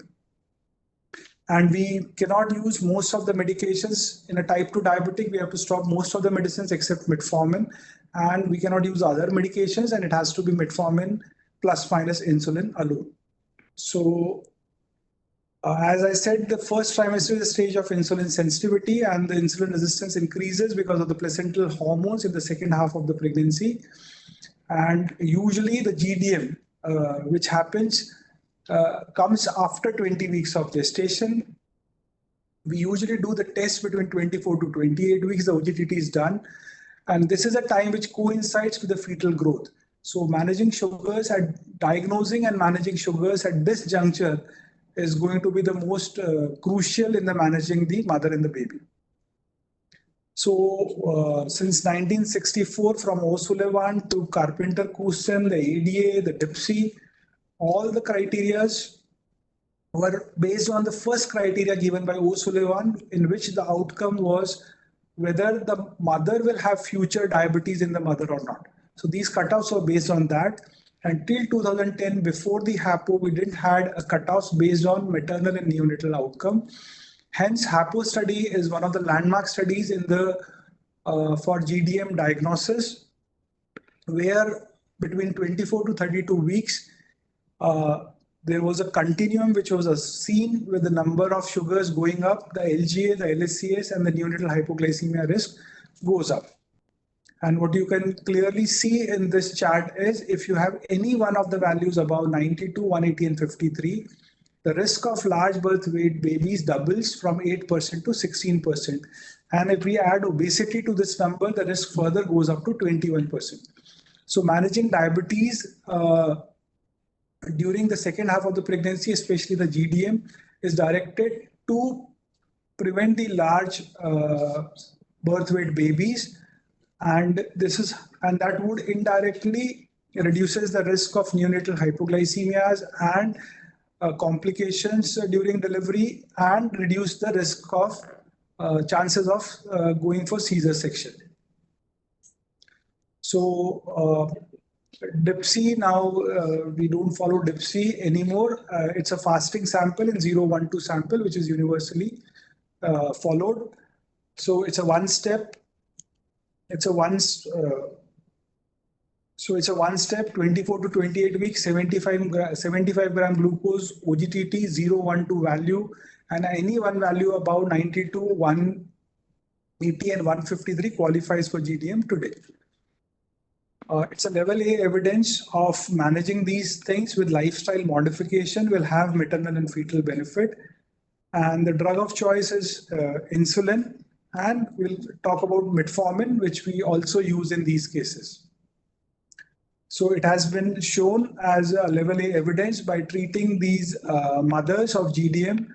The perinatal outcomes improves. The LGA risk decreases from 22% to 13%. The chances of Caesar section also reduces in proportion. Similarly, in another study, the large birth weight reduced from 14% to 7.1%.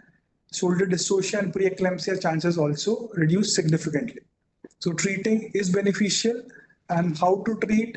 One is a glycemic control. The glycemic targets we keep is fasting below 95, and the post meal, if 2 hour values are looked at, is 120 and 1 hour is 140. There are suggestions for the gestational weight gain. On an average, it is suggested for an overweight person, the weight gain is between 7 to 9 kgs. So this is what we suggest them. And already by the time of GDM is diagnosed, many women have already accrued this weight during the gestation. So diet counseling becomes very important in these cases. And we have to monitor the fetal growth, because indirectly, if the sugars are high in the mother, the fetal sugars are high, which causes hyperinsulinemia in the baby, accrual of the adiposity, the fetal abdominal circumference is on a higher side. And that is what we look at a growth scan, which is routinely done at 30 weeks now. And we can triage our treatment based on the abdominal circumference of the baby in this regard. We have to give moderate amount of calories, carbohydrates and proteins, and post-meal exercise is also suggested. Postprandial fasting and the postprandial monitorings are done.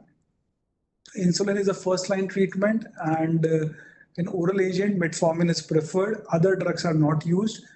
We cautiously use metformin, and we try the treatment based on the abdominal circumference and the IUGR. Babies with low abdominal circumference and IUGR, we try to avoid metformin, whereas babies with high abdominal circumference, we are comfortable using metformin in these cases. What have been shown is in this trial where the metformin was initiated, the requirement of insulin was seen only in 50% of the cases. So you can avoid, by using metformin, we can avoid insulin in 50% of the cases.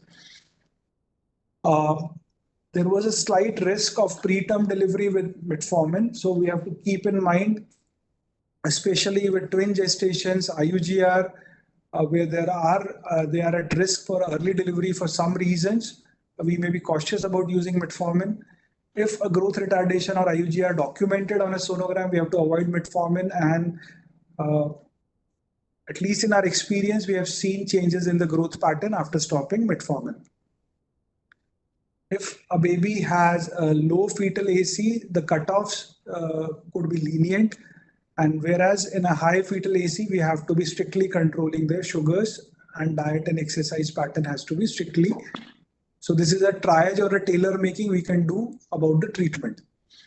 So by this doing a triage, we are reducing the side effect of the treatment, which is SGA, and trying to individualize the treatment by getting the maximum efficacy and balancing the weight.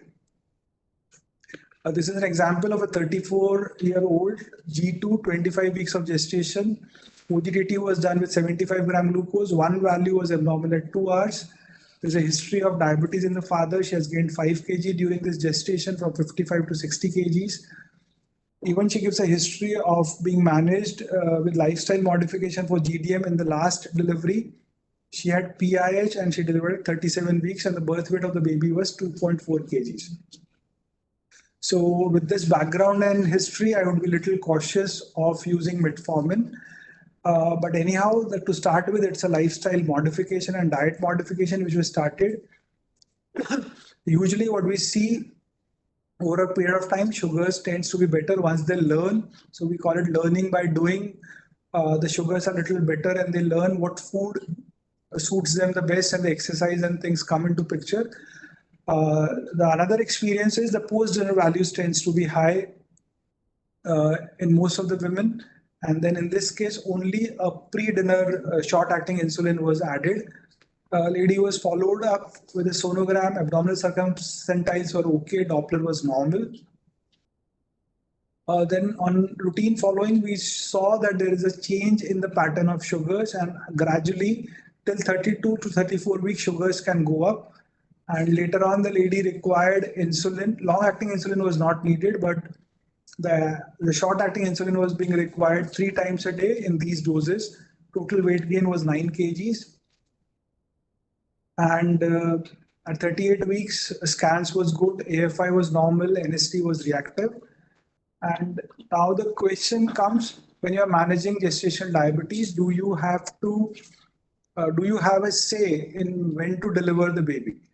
So in general, GDM on lifestyle modification, the delivery is as normal as possible. So we don't have any specific guidelines to suggest because you are well managed. Even if you're a GDM who is well managed on insulin and metformin, the suggestion is not to cross 40 weeks. And in cases like type 1 diabetic, over diabetic who are on insulin therapy, we suggest a monitoring for the fetus from 32 weeks. NST is done and delivery has to happen somewhere. It should not be delayed. Between 37 to 39 weeks, the delivery should happen. That is what we try to do. Because in these cases, sudden IUFD have been seen and each day counts.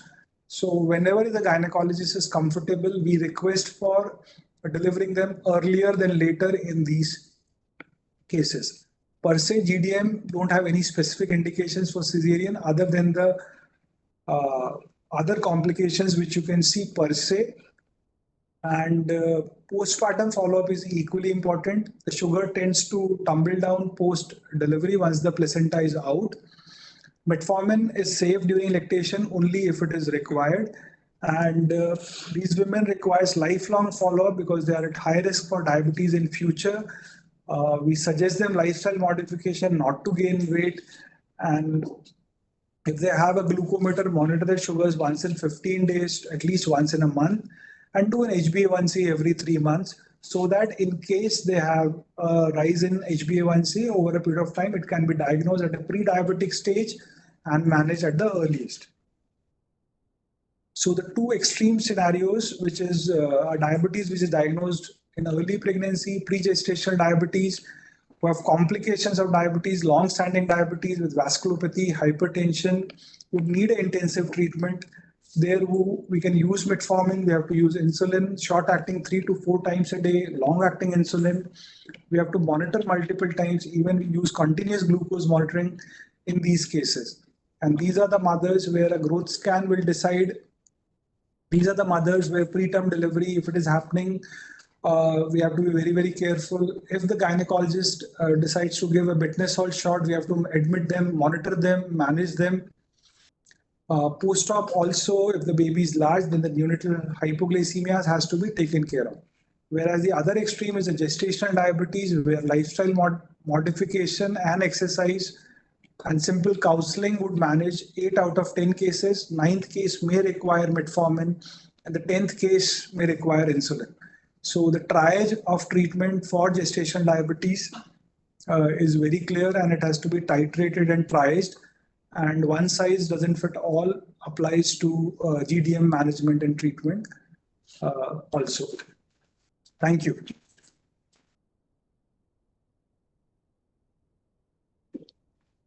Do we have questions? Thank you, sir, for the talk on GDM diagnosis and management. I don't think we have any questions. But thank you, sir, for the talk again. Thank you, Rohit. Thanks.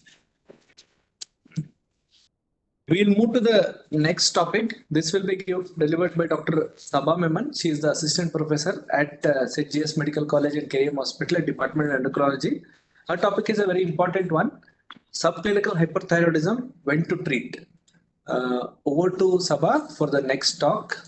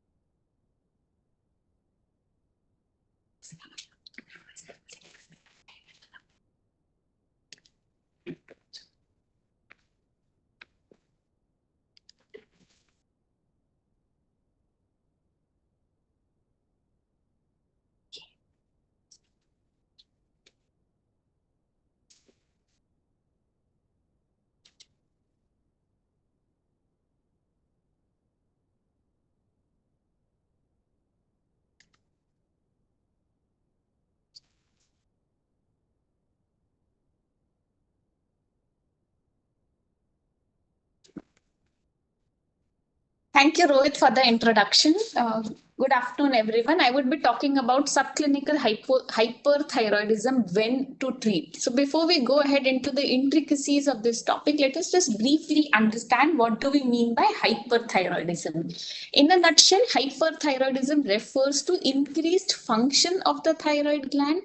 That is, there is an increase in production of the hormones, that is the T3 and T4 by the thyroid gland, because of which there is a reciprocal decrease in TSH. TSH is basically produced by the pituitary and it signals the thyroid to produce thyroid hormones. When there is hyperthyroidism, the thyroid is producing much more than required thyroid hormones, which are leading to suppression of this TSH.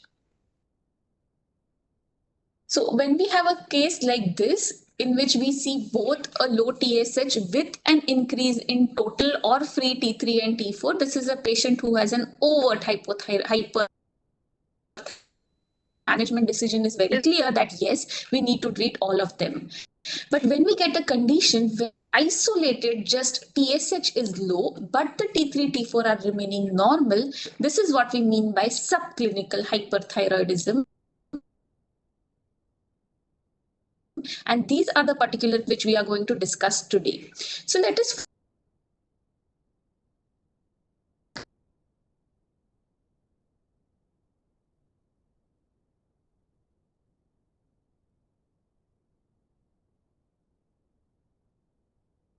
within the normal range, whereas the TSH is slightly suppressed. So in such a situation, this is a typical example of what I said being a subclinical hyperthyroidism, and when do we treat these cases? So when we talk of subclinical hyperthyroidism, there is a particular outline which we follow. The first and foremost is that we need to confirm the diagnosis that yes, we are dealing with a subclinical hyperthyroidism. Once the diagnosis is assured of, then we assess the severity as to how severe the subclinical hyperthyroidism is, whether this patient is having any risk factors which can lead to complication, and eventually we need to then talk about what will be the choice of our treatment. So to confirm the diagnosis, first and foremost, always rule out an exogenous thyroxine intake. For all that we know, this patient may be having a blood report of TSH 40 around few months down the line, and she may be taking more than required dose of thyroxine, which is why her T3, T4 is normal and TSH is suppressed, in which case the only thing which we have to do is adjust her thyroxine dose rather than going ahead on a different path altogether. Once this has been ruled out, the next thing which we should do is we should exclude other causes of low TSH, namely central hypothyroidism, sick euthyroid state, first trimester of pregnancy, and drug intake. Let us see a few cases to understand what we mean by that. So this is a 35-year-old female whose main complaints are lethargy with secondary amenorrhea. When we see her thyroid function profile, her TSH is low and T3, T4 do not appear to be very, very deranged. But when we actually did a free T4, it was also low. So she is a patient who is having a low TSH and a low free T4. So the cause here is not an excess of thyroid hormones, but a deficiency of thyroid hormone, which is driven by this low TSH. So she is a patient who actually had Sheehan syndrome. She's having an empty sella there, low cortisol, and this amenorrhea was also pointing to the fact that other pituitary hormones are also involved. So this is one condition which we need to rule out before we label that this patient is having a hyperthyroidism or not. Let us look into another patient. He's a 50-year-old male who was admitted with an acute kidney injury and atrial fibrillation in the ICU, and this is his profile. Again, the T3 is low, T4 is low normal, TSH is low. This patient is actually having a sick euthyroid syndrome. So when a patient is very acutely ill, there are derangements in the thyroid function which can mimic this, and this is what we call as a sick euthyroid syndrome. In this case, all that we need to do is repeat a TFT after the acute illness has subsided and when we see everything actually normalized. Or look into this 23-year-old female who is having 8 weeks of pregnancy, no prior history of thyroid problems. And here what we can see is that in addition to, she is also having a low TSH, and T3, T4 are slightly higher than upper limit of normal, while free T3 and free T4 are low.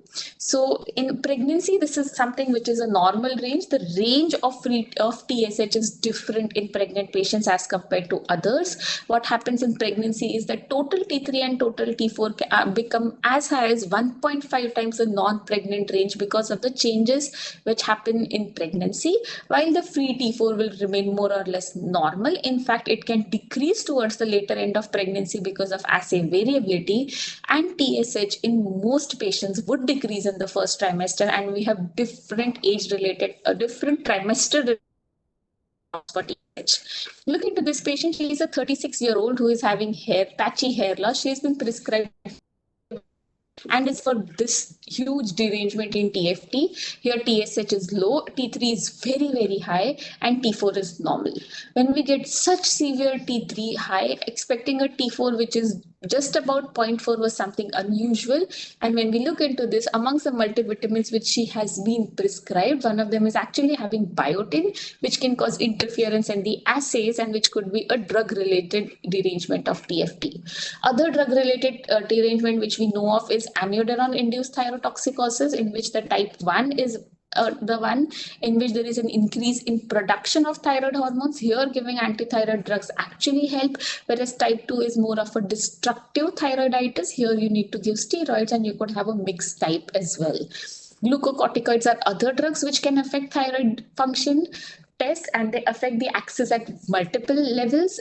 In an acute situation, they can just suppress the TSH. Eventually, they also downregulate the conversion of T4 to T3 by 5-alpha deiodinase. They decrease TBG concentration and hormone binding capacity, and you could have a typical profile of a low TSH, low T3 and low T4 as well within 24 to 36 hours of the first dose also. So before we read and label a person as having subclinical hyperthyroidism, we need to confirm that all of these other causes were ruled out, that there was no drug, acute illness or pregnancy which could have led to this interference.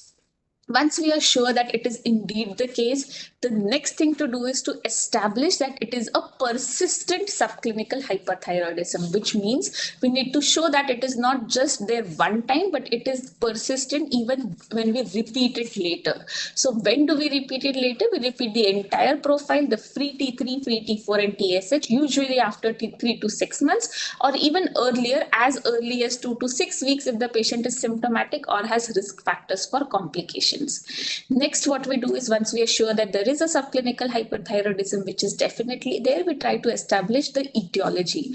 For establishing the etiology of a hyperthyroidism, we have these 3 types of tests: the thyroid scan with radioiodine uptake, ultrasound, and a TSH receptor antibody, in which the thyroid scan is something which we lean on to and prefer, because in the setting of a low TSH, if there is any uptake, it means it is abnormal.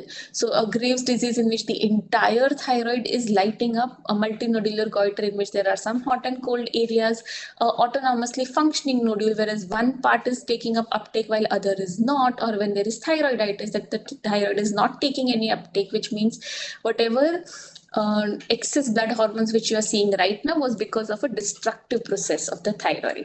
So once we have confirmed that yes, there is a persistent subclinical hyperthyroidism and established the etiology, next we assess the severity of illness.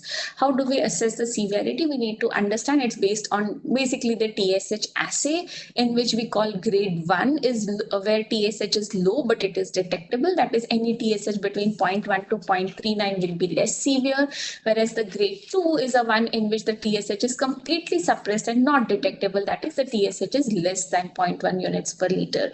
So this is how we classify our severity as being either grade 1 or grade 2. Next, we assess to identify who are the patients who have risk factors for developing complications. So what are the risk factors for complications? When we talk of this subclinical hyperthyroidism, it affects mainly the heart and the bones. We definitely have a risk that it could progress to overt hyperthyroidism. Persistently low TSH and excess of thyroid hormones lead to a decrease in the BMD and an increased risk of fracture.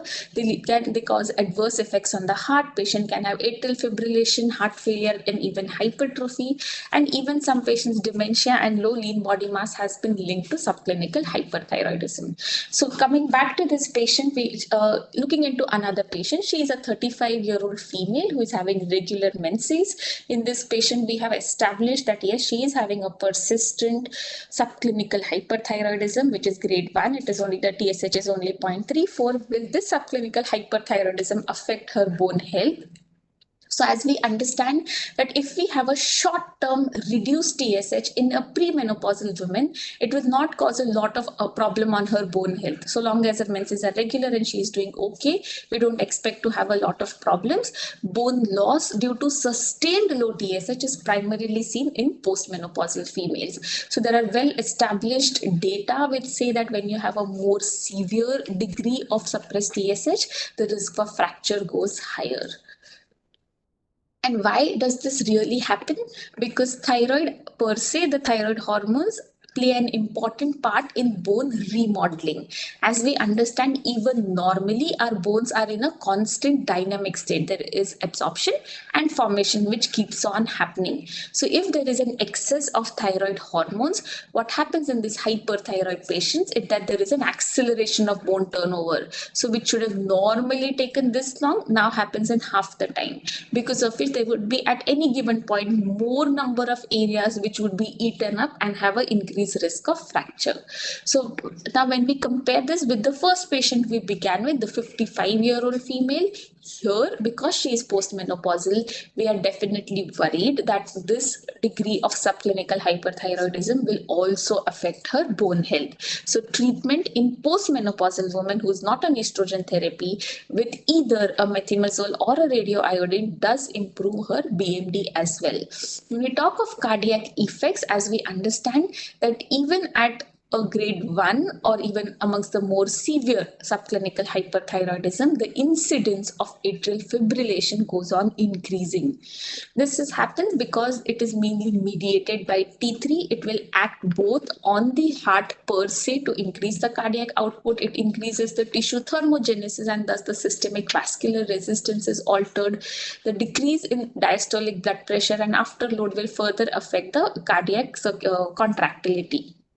So, as we understood, to summarize, what are the risk factors for complication? It's mainly age, it's osteoporosis, postmenopausal status, or a presence of heart disease. Then whom do we really treat and what is the choice of treatment? After understanding all of this, we really treat if A, our subclinical hyperthyroidism is severe, and B, if the patient is having any risk factors. So severe hyperthyroidism, risk factors for complication definitely merit treatment. What treatment do we do? It depends on the etiology. So if we have a Graves' disease in a young patient, just giving drugs could be preferred, whereas in elderly patient, drugs or radioiodine both could be alternatives. In multinodular goiter or toxic nodules, radioiodine ablation is preferred, and surgery is restricted to small cases in which a large goiter is causing compressive symptoms, or if we are having a concomitant hyperparathyroidism, or if we are having a suspicion of malignancy. So we do have all of these three options which we choose judiciously. Thus, to conclude, subclinical hyperthyroidism and the nuances in its management.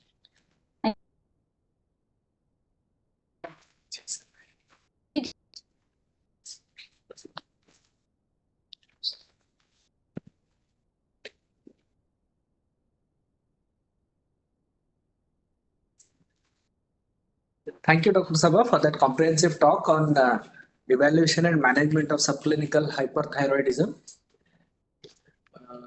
So our next talk will be the last talk, but a very important talk. From hyperthyroidism, we move to hypothyroidism, which is again a very clinically relevant and important topic. These patients we regularly see. The topic is aptly named as masquerading presentations of hypothyroidism. The talk will be delivered by Dr. Vijay Sarthi. Dr. Vijay Sarthi sir is currently the professor and head of Vaidehi Institute of Medical Sciences. He is an accomplished researcher and a clinician. He has numerous publications in national and international journals. Before sir delivers the talk, as this is the last talk, towards the end of the presentation, we will be posting a Google form, and at the end of the talk also it will be displayed. We kindly request you to fill your details in the Google form. This will be used to provide you with CME points. And if you have any questions, I request you to post them in the chat box. As and when the questions come, we will be taking the questions. So as Vijay sir is loading is about to for the next session to Dr. Vijay sir for the next talk. Note करो video stop करो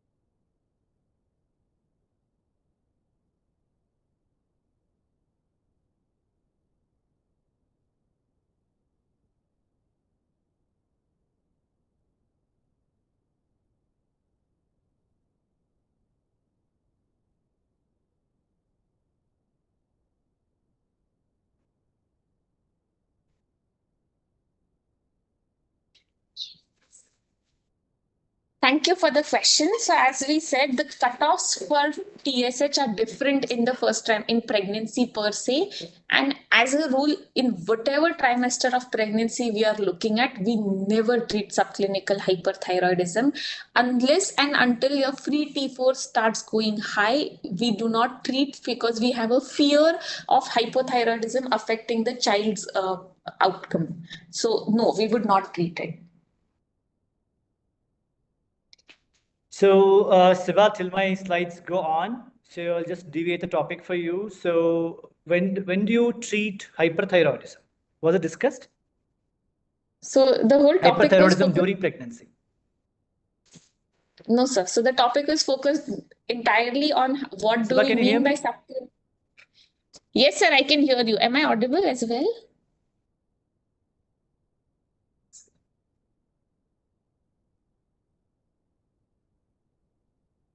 Okay. So overall, when we are talking of hyperthyroidism in pregnancy, when we have deranged thyroid function test, that is when we are having a high T4 and a low TSH, first thing which we always do is we get a free T3 and a free T4 to confirm. As I had shown in my slides, the total T3 and total T4 can normally also be as high as 1.5 times upper limit of normal.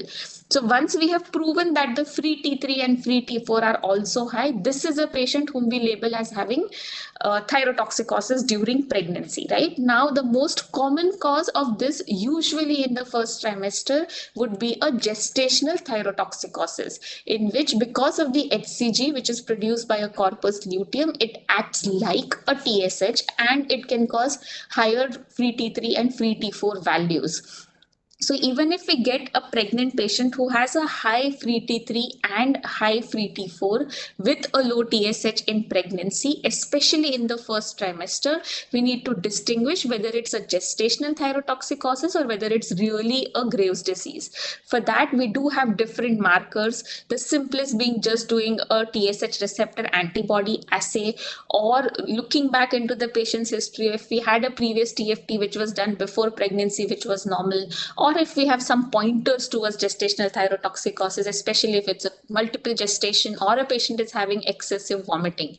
If the clear-cut answer obviously is A, either your TSH receptor antibody is negative, in which case you are convinced that it is a gestational thyrotoxicosis and just waiting and watching will resolve over time, or B, time being the biggest healer. If you just repeat the TFT, say a month down the line, and they go on an improving trend, which you mean by itself that it was most likely to be a gestational thyrotoxicosis. If suppose the TSH receptor antibodies are positive and we've labeled that this person does indeed have a Graves' disease in pregnancy, we would only treat once the free T4 is at the higher end of the upper limit. So even if my free T4 is normal, which means it's a subclinical hyperthyroidism, we will not treat. If my upper limit of free T4 is 1.8 and my free T4 goes above 1.9, that is the patient in whom we would start treatment. Again, the treatment is different because in pregnancy we cannot use the drugs which we use otherwise, that is carbimazole and methimazole have a risk of developing aplasia cutis and congenital abnormalities in the baby. So in the first trimester, if at all we have to resort to treatment, the only option which we have is a use of a propyl thiouracil. I think we have another question. When is subclinical hyperthyroidism treated in ICU patient? If you can take that question. Okay, so subclinical hyperthyroidism, establishing the diagnosis in an ICU patient itself is very difficult in the first place because, as I said, your thyroid functions may appear to be deranged just because of the systemic acute illness which the patient is going through. If I'm having a patient who is a known case of hyperthyroidism and I'm talking of treatment during ICU phase, that's a different story. Per se, just going on, embarking on treatment without knowing or being sure that it is a definite persistent subclinical hyperthyroidism in ICU, we will not treat in these patients. Mostly, we will just give beta blockers if required, if we have a suspicion that subclinical hyperthyroidism is there. But a repeat TFT a month down the line is when we have established that yes, it is subclinical. That is the time we talk about treatment. We have another question. Is it necessary to take fasting morning sample for thyroid hormones? or even evening samples are okay? So usually thyroid for testing of T3, T4, TSH, fasting morning sample is not always necessary. TSH has a small circadian rhythm variation. If you do a TSH in the evening, it may be slightly higher, but even doing a random TSH at any point is also pretty much all right.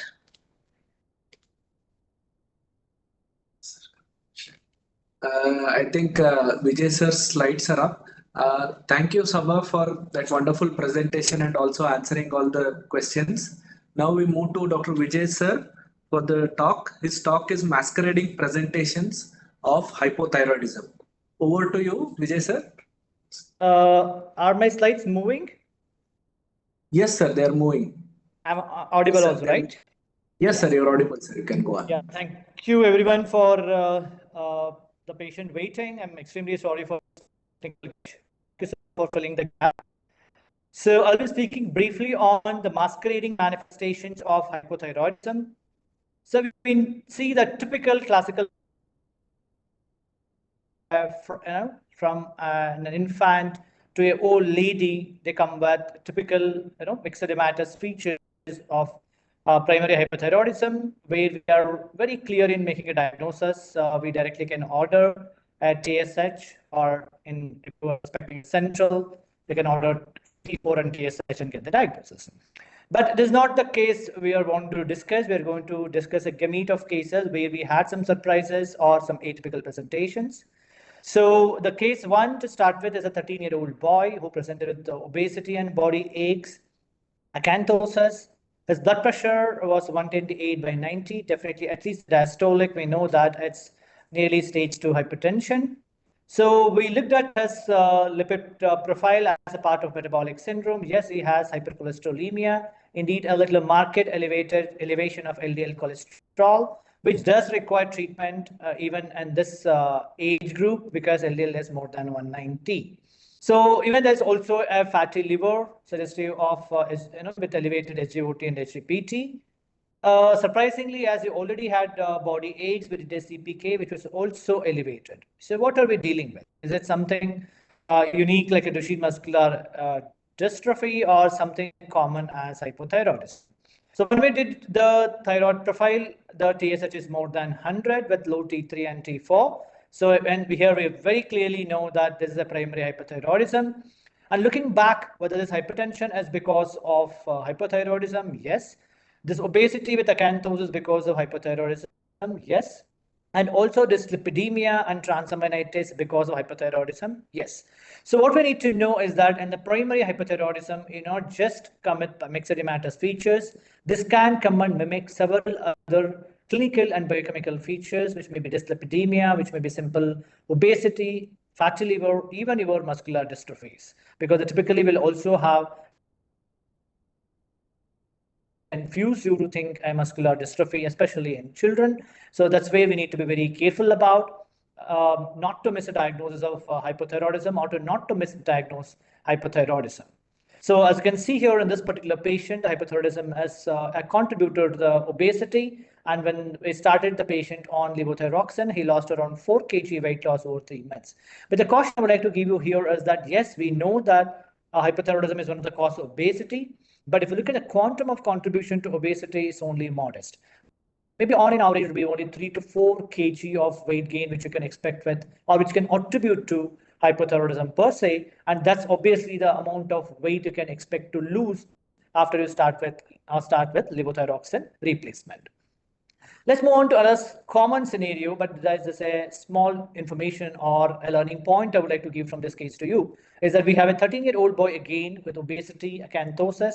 Again, there is an hypertension with dyslipidemia, though not to that extent for LDL cholesterol. Again, there is a fatty liver, but here the TSH is elevated, but only modestly elevated. So the question here is that whether this is contributing to the hypothyroidism is contributing to obesity. If at all, if I replace levothyroxine for this patient, what is the amount of weight loss we are going to get? Because that's a common complaint most of our parents come with, whether my child can lose weight with the. So, but here indeed it's the opposite, that it's not the obesity that's causing not the thyroid hypothyroidism that's causing obesity, indeed the obesity which is causing the increase in TSH. So even if you treat them with levothyroxine, we are not going to get any much changes in the weight. So rather we have to make them lose weight by lifestyle so that their TSH will get improved, which is usually the case. Then why TSH is elevated in simple obesity? Because we know in obesity there is increased fat mass. Proportionately, there is an increase in the leptin. And this increase in the leptin leads to the TRH, which in turn leads to increase in the TSH. And that's the reason why TSH is elevated in obesity. Once you treat obesity, reduce the leptin level, reduce. So another interesting case here, we have an 18-year-old girl presented known case of Down syndrome. She's already been suffering from, like insulin-dependent diabetes mellitus for the last 6 years. As you can see on her scalp, she has a extensive alopecia areata. Now she presented to us with anasarca. Creatinine is 1.3 milligram per deciliter. There is a modest proteinuria with a low normal albumin. So what is it that's causing this anasarca in this girl? Is it a renal dysfunction or it is something else? She also had pericardial effusion when we evaluated her for this anasarca with minimal ascites, and it was indeed seen by cardiologists. They planned for aspiration. So then, in fact, this patient was admitted in general medicine, and we have been called once these features were observed. So, and when we examined this lady, she also had a starking dry skin. So obviously, this gave us a clear diagnosis. Of course, this can also be there in marasmus, but this typically in this patient, what we had was actually a very common diagnosis, that is a TSH more than 100 with primary hypothyroidism, and this patient was simply treated with levothyroxine. So without any need for pericardial tapping, the anasarca dips disappeared and her features improved. So what are those features she also had? One, she had an increase in creatinine. It was only modest increase. But again, the point to learn here is that whenever there is a primary hypothyroidism, there could be a modest increase in creatinine with reduction in EGFR, which will significantly improve with levothyroxine therapy. So another interesting renal point what we had here was there was a proteinuria with the 2+ proteinuria. Again, is it because of diabetic nephropathy, because of the long-standing diabetes mellitus, or this could be because of hypothyroidism is a question we had. Indeed, with levothyroxine replacement, so her proteinuria also got reversed. Indeed, it's a very nice paper which is published by PGI group in JCEM that nephrotic syndrome or proteinuria could be a manifestation of hypothyroidism in some patients, and levothyroxine replacement can reverse proteinuria in them. But at the same time, I want to caution you that you should always try to, look at the quantum of abnormalities. Somebody is coming to me with a TSH of 6 or 7 with a nephrotic syndrome, then indeed the nephrotic syndrome is the cause of slight elevation of TSH, and slight elevation in TSH is not the cause of proteinuria. But on the other hand, if somebody has a markedly elevated TSH with a low T4 with a modest proteinuria, that probably likely that we can treat with thyroxine alone and reverse nephrotic syndrome. Right. Moving on to case 4, again, we have a 10-year-old girl who presented with a short stature with headache for 2 months. So went to a neurologist. They obviously, the typical investigation to order is an MRI brain. An MRI brain was done. The radiologist has identified a pituitary macroadenoma. So what is the type of macroadenoma we have here? So we did a prolactin. Prolactin as 82 nanogram per ml.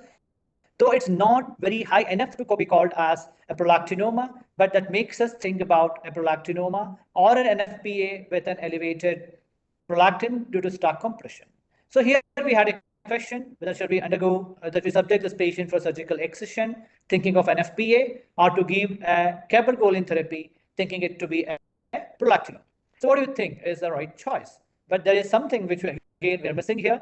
So when we did the TSH, it's 532, markedly elevated with undetectable T4. Again, it's another not a very rare but often mispresentation of primary hypothyroidism, where people will typically come with a pituitary hyperplasia because of elevated TRH.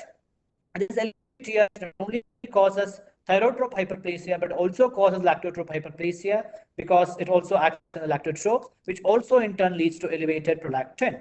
So overall, again, this is just a simple primary hypothyroidism, which is mimicking a pituitary adenoma, and quite often we may also confuse it to a prolactinoma.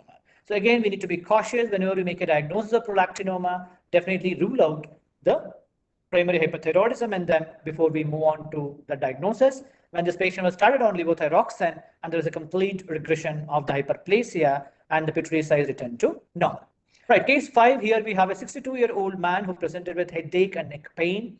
So again, he came with a large pituitary mass. So it's almost around 1.1 into 1.8 into 1.4. As you can see here, in fact, he came to us with diagnosis of TSH secreting adenoma, which diagnosed by neurosurgeons. That's why they sent to us. But as you can see here, so TSH is markedly elevated. So it's typically not the case of TSH secreting adenoma, because TSH secreting adenoma typically will have a TSH which is only either a normal to high normal or to slightly elevated. Of course, rare situations, even TSH secreting adenomas can have more than 100 of TSH, only when they have concomitant primary hypothyroidism or a thyroid hormone resistance or other things, or if they've been wrongly treated with a total thyroidectomy, thinking they are, thinking they may be Graves. Okay, but they're all rare occasions. But in this patient, the two questions what we had was whether it's a isolated primary hypothyroidism which is giving an enlargement as in the previous case, or it's a primary hypothyroidism coexisting with a true adenoma which may be an FPA or a TSH secreting adenoma. So when we did the MRI, so as you can see here, that there is a heterogeneous enhancement with some hemorrhagic component, which told us that probably it's not a simple primary hypothyroidism, because typically these features are not a common feature of isolated primary hypothyroidism. So that may not be very convincing for us to know or clearly differentiate between an adenoma versus a isolated pituitary hyperplasia. But we always look at the pseudocapsule, but let me warn you, pseudocapsule can be there even in isolated pituitary hyperplasia. So what can really tell us whether this is a adenoma or isolated pituitary hyperplasia? That's actually the follow-up with after levothyroxine replacement. As we treated this patient with levothyroxine, the TSH came back to normal after 3 months, but there's no reduction in the size of pituitary adenoma. It was hardly around 5 mm reduction. So this is definitely not an isolated pituitary hyperplasia. Definitely it was an pituitary adenoma with coexisting primary hypothyroidism. As the TSH came to 0.46, it's not a TSH secreting adenoma that was coexisting, and it was the NFPA that was coexisting with pituitary, or primary hypothyroidism. Let's move on to another case, 23-year-old lady, pain, abdomen, vomiting for 4 days. She presented to a gynecologist with pain, abdomen, and abdominal distension. So USG showed a large ovarian cyst. One was actually 160 cc, other was 50 cc. So they thought maybe there may be like cystic teratomas, and indeed they planned for exploratory lipotomy. Maybe they're suspecting also a torsion as well as an acute pain abdomen. But when we were called, we saw the patient. She had dry skin, myxodematous faces typically, also had a grade 2 diffuse goiter. Again, there was a diagnosis of primary hypothyroidism. Gradually escalate the dose from 50 to 100, and the ovarian size absolutely normalized after 3 months. So again, you are preventing another unnecessary surgery here. So since you're identifying these multicystic ovaries could be a manifestation of primary hypothyroidism. So what we learned here, again, whenever we are dealing with the multicystic ovaries, so always do a thyroid function test to rule out primary hypothyroidism. So another googly we had here was a 41-year-old lady. She had gone a hysterectomy with a right salpingo-oophorectomy for a right ovarian cyst, the histopathology of which we did not have access to. So because it was done in West Bengal. So, but she was also a known case of primary hypothyroidism for the last 6 years on levothyroxine for 100 mcg, but she had stopped the medication for 1 month. When she came to us, she had a similar lesion on the left side this time, which was in fact huge, 7.6 into 17.6 into 9.7 into 15.4 centimeter tumor with a very minimal ascites. Okay, the largest was almost like again 17.3 centimeter. So again, since she was a known primary hypothyroid, we did at thyroid function, TSH was elevated, which is 42. Again, question came whether this was a cystic ovaries because of primary hypothyroidism or an intrinsic ovarian pathology which is giving to a cyst. So in that case, the points favoring an intrinsic pathology was that she had something similar in the past. And second one was though she was a known primary hypothyroidism, she was on treatment. She has stopped it only for a month, which was actually not very much gelling with the diagnosis of a primary hypothyroidism induced ovarian cyst. Then when we did estradiol and FSH, so estradiol was a little mid-normal, whereas FSH was slightly elevated. Then we got a doubt whether this is actually an FSH secreting tumor which is producing ovarian cysts. So we did an MRI. MRI was absolutely normal. There's not much, nothing suggestive of an pituitary adenoma that could be secreting FSH. So then we thought with maybe just primary hypothyroidism alone, we started on levothyroxine, but there's no change at 3 months. So obviously, we came back to an intrinsic ovarian pathology, so which the cyst was resected and it is confirmed to be an endometriotic cyst. So now again, I want to say, on the other hand, I want to caution you that whether it may be pituitary enlargement, whether it may be ovarian enlargement, think of the primary hypothyroidism as a cause, but not all such episodes are going to be a primary hypothyroidism alone. So it may be coexisting pathology, primary hypothyroidism with pituitary adenoma, or a primary hypothyroidism with ovarian cyst of a different etiology, which is an intrinsic etiology. So we need to consider those causes as well. Right. So again, a very simple case, a 7-year-old girl presented with a breast enlargement with vaginal bleeding. Okay, she weighed around 18 kg with height of 94 centimeter, B3 with P1. So what is something special here? That a pubertal girl should be tall, but this 7-year-old girl is measuring only around 94 centimeter, right? So, and also typically by the time these precocious puberty girl or even the normal girl entering into puberty in their adolescence, typically will have bleeding when they have a B4 or B5, though rarely at B3 also. And since she was very short, something was sounding abnormal, right? So I did a bone age. It's a 2.5 years. Obviously, that's definitely not tall seen in patients with precocious puberty, except this particular condition that we know that what is that condition now? The TSH is 398. So again, it's primary hypothyroidism. Somehow, for the unknown reasons, what we have seen in my experience as well as in the literature, this precocious puberty is not typically seen in congenital hypothyroidism girls, but typically seen in acquired hypothyroidism girls. So you also, in this case, it was an acquired hypothyroidism with an elevated anti-TPO antibody, saying this is actually hypothyroidism because of Hashimoto thyroiditis, right? So we know there's a Van Wyck-Grumbach syndrome, a GnRH independent precocity, who typically come with breast enlargement. Even with the minimal breast enlargement, they often come with the vaginal bleeding. Often if we do an ultrasound, we'll always look at, find a multicystic ovaries, and the diagnostic thing indeed is a short stature with a delayed bone age in a precocious girl should always make you to think of a primary hypothyroidism. So very, in fact, like a pathetic case as she looks also. So 24-year-old lady, I'm sure none of you would have guessed she's 24-year-old, but she was only 112 centimeter, weight as 16 kg with a B2 and B1, and she had a creatinine of 0.65,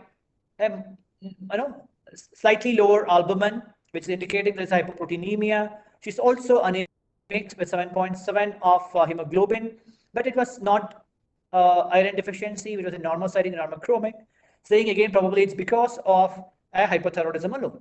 Again, she had a markedly elevated TSH with undetectable thyroxine. You can look at this bone age, only 3.5 years, despite she being 24 years old. What I can guess by this, she had an onset of hypothyroidism at least by around 3.5 years of age, if not earlier. So then we have a very, toddler onset primary hypothyroidism presenting only in the adulthood. So she had a good cortisol, IgA TTG was negative. We ruled out celiac disease. But when we did an MRI, she had a partial empty cella. So why is this? So she was never treated earlier with thyroxine. So probably what is that there's a long-standing primary hypothyroidism which is typically should give a hyperplasia, but in this patient had a partial empty cella. So either there will be an infarction leading to a partial empty cella, or a long-standing stimulation may lead to desensitization of the TRH receptors, and they may lose the continued motivation to be, or continued drive to be, remain hyperplastic. So probably it's a very interesting phenomenon. We also see in one other patient, though we don't know what exactly is happening at that level. The two hypotheses what we found were these. But however, after the treatment, because as we can understand how she presented very late, so however we tried to follow up this girl, we could not follow up what happened to her in the future course. So another equally, ignored or neglected case was a 30-year-old male who actually I found out in an orphanage at Nellore, who was actually sitting there to promote the camp. So who had a facial swelling, and when I observed him walking, he had a typical waddling gait. Again, short, though he had an enlargement of the testicular volume to up to around 15 and 12 cc, but it was hardly only 2 of pubic hair. Creatinine was a little high normal with a normal albumin, but there was a normocytic normochromic anemia. Again, it was a severe primary hypothyroidism. Indeed, in this case, probably TPO antibody has already come to near normal. My cutoffs were actually around 9, but he had only around 18.8. Probably already a waning of autoimmunity, because this existed for many years. But how long it existed? Probably we had a bone age of around 8 years, which typically says that probably he had an onset even before the age of 8 years. As you can see here, more interestingly, he also had Vomian Bose deciduous teeth, which said that probably it was a very much earlier in the onset. More interesting, as we often don't see in the recent era, he also had a typical stippling of the epiphysis, that is what we call it as epiphyseal dysgenesis, right? So this was very classically seen in this patient. He also had spine changes, like its typical platyspondyly, because we all read these things in our typical pediatric textbooks of congenital hypothyroidism. Those we don't typically see in our clinical practice nowadays, because of the increased availability of the thyroid hormone testing and timely treatment. But we need to emphasize that there are still some like neglected children who are suffering from primary hypothyroidism, but we are not diagnosing them. But again, an important question we had: why he had a waddling gait in primary hypothyroidism? Is it because of myopathy alone, or he had something else? As you can see here in this X-ray, this genetic epiphysis of both the femur have been fragmented and have been dislocated. As you can see, the heads of being there on the medial aspect of both the trochanters. Not only that, this patient also had a diffuse vascular calcification of both femoral arteries. So it says that, like we always talk about subclinical hypothyroidism as a risk factor for cardiovascular disease. Sometimes even we talk about the old hypothyroidism, but we never appreciated that this could go so long that it leads to even the vascular calcification. Indeed, it is the first case which we could find in the literature which had like the vascular calcification in primary hypothyroidism. So, but the point I want to give here is the hypothyroidism may masquerade several conditions. Suspecting hypothyroidism at right time may avoid unnecessary invasive procedures like that, which could sometimes happen for pituitary enlargement, sometimes may happen for ovarian cysts. And appropriate understanding of the contribution of hypothyroidism to a disease or symptom is essential, right? In a patient who is coming to you with a TSH of 8 in an obese boy or an adult, don't say that hypothyroidism is causing obesity, but we have to make them realize it's actually obesity which will be causing the increase in TSH. So, but of course, whenever you're in a doubtful, what is causing what and what is the contribution of hypothyroidism to a given scenario, always replace levothyroxine and follow up. That clarifies our doubt about the quantum of contribution of hypothyroidism in that scenario. Thank you so much for the patient hearing.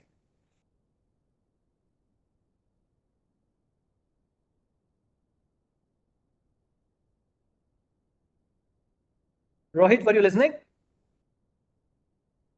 Rohit, are you muted? No. Hello, sir. Yeah, Rohit, I can hear you now.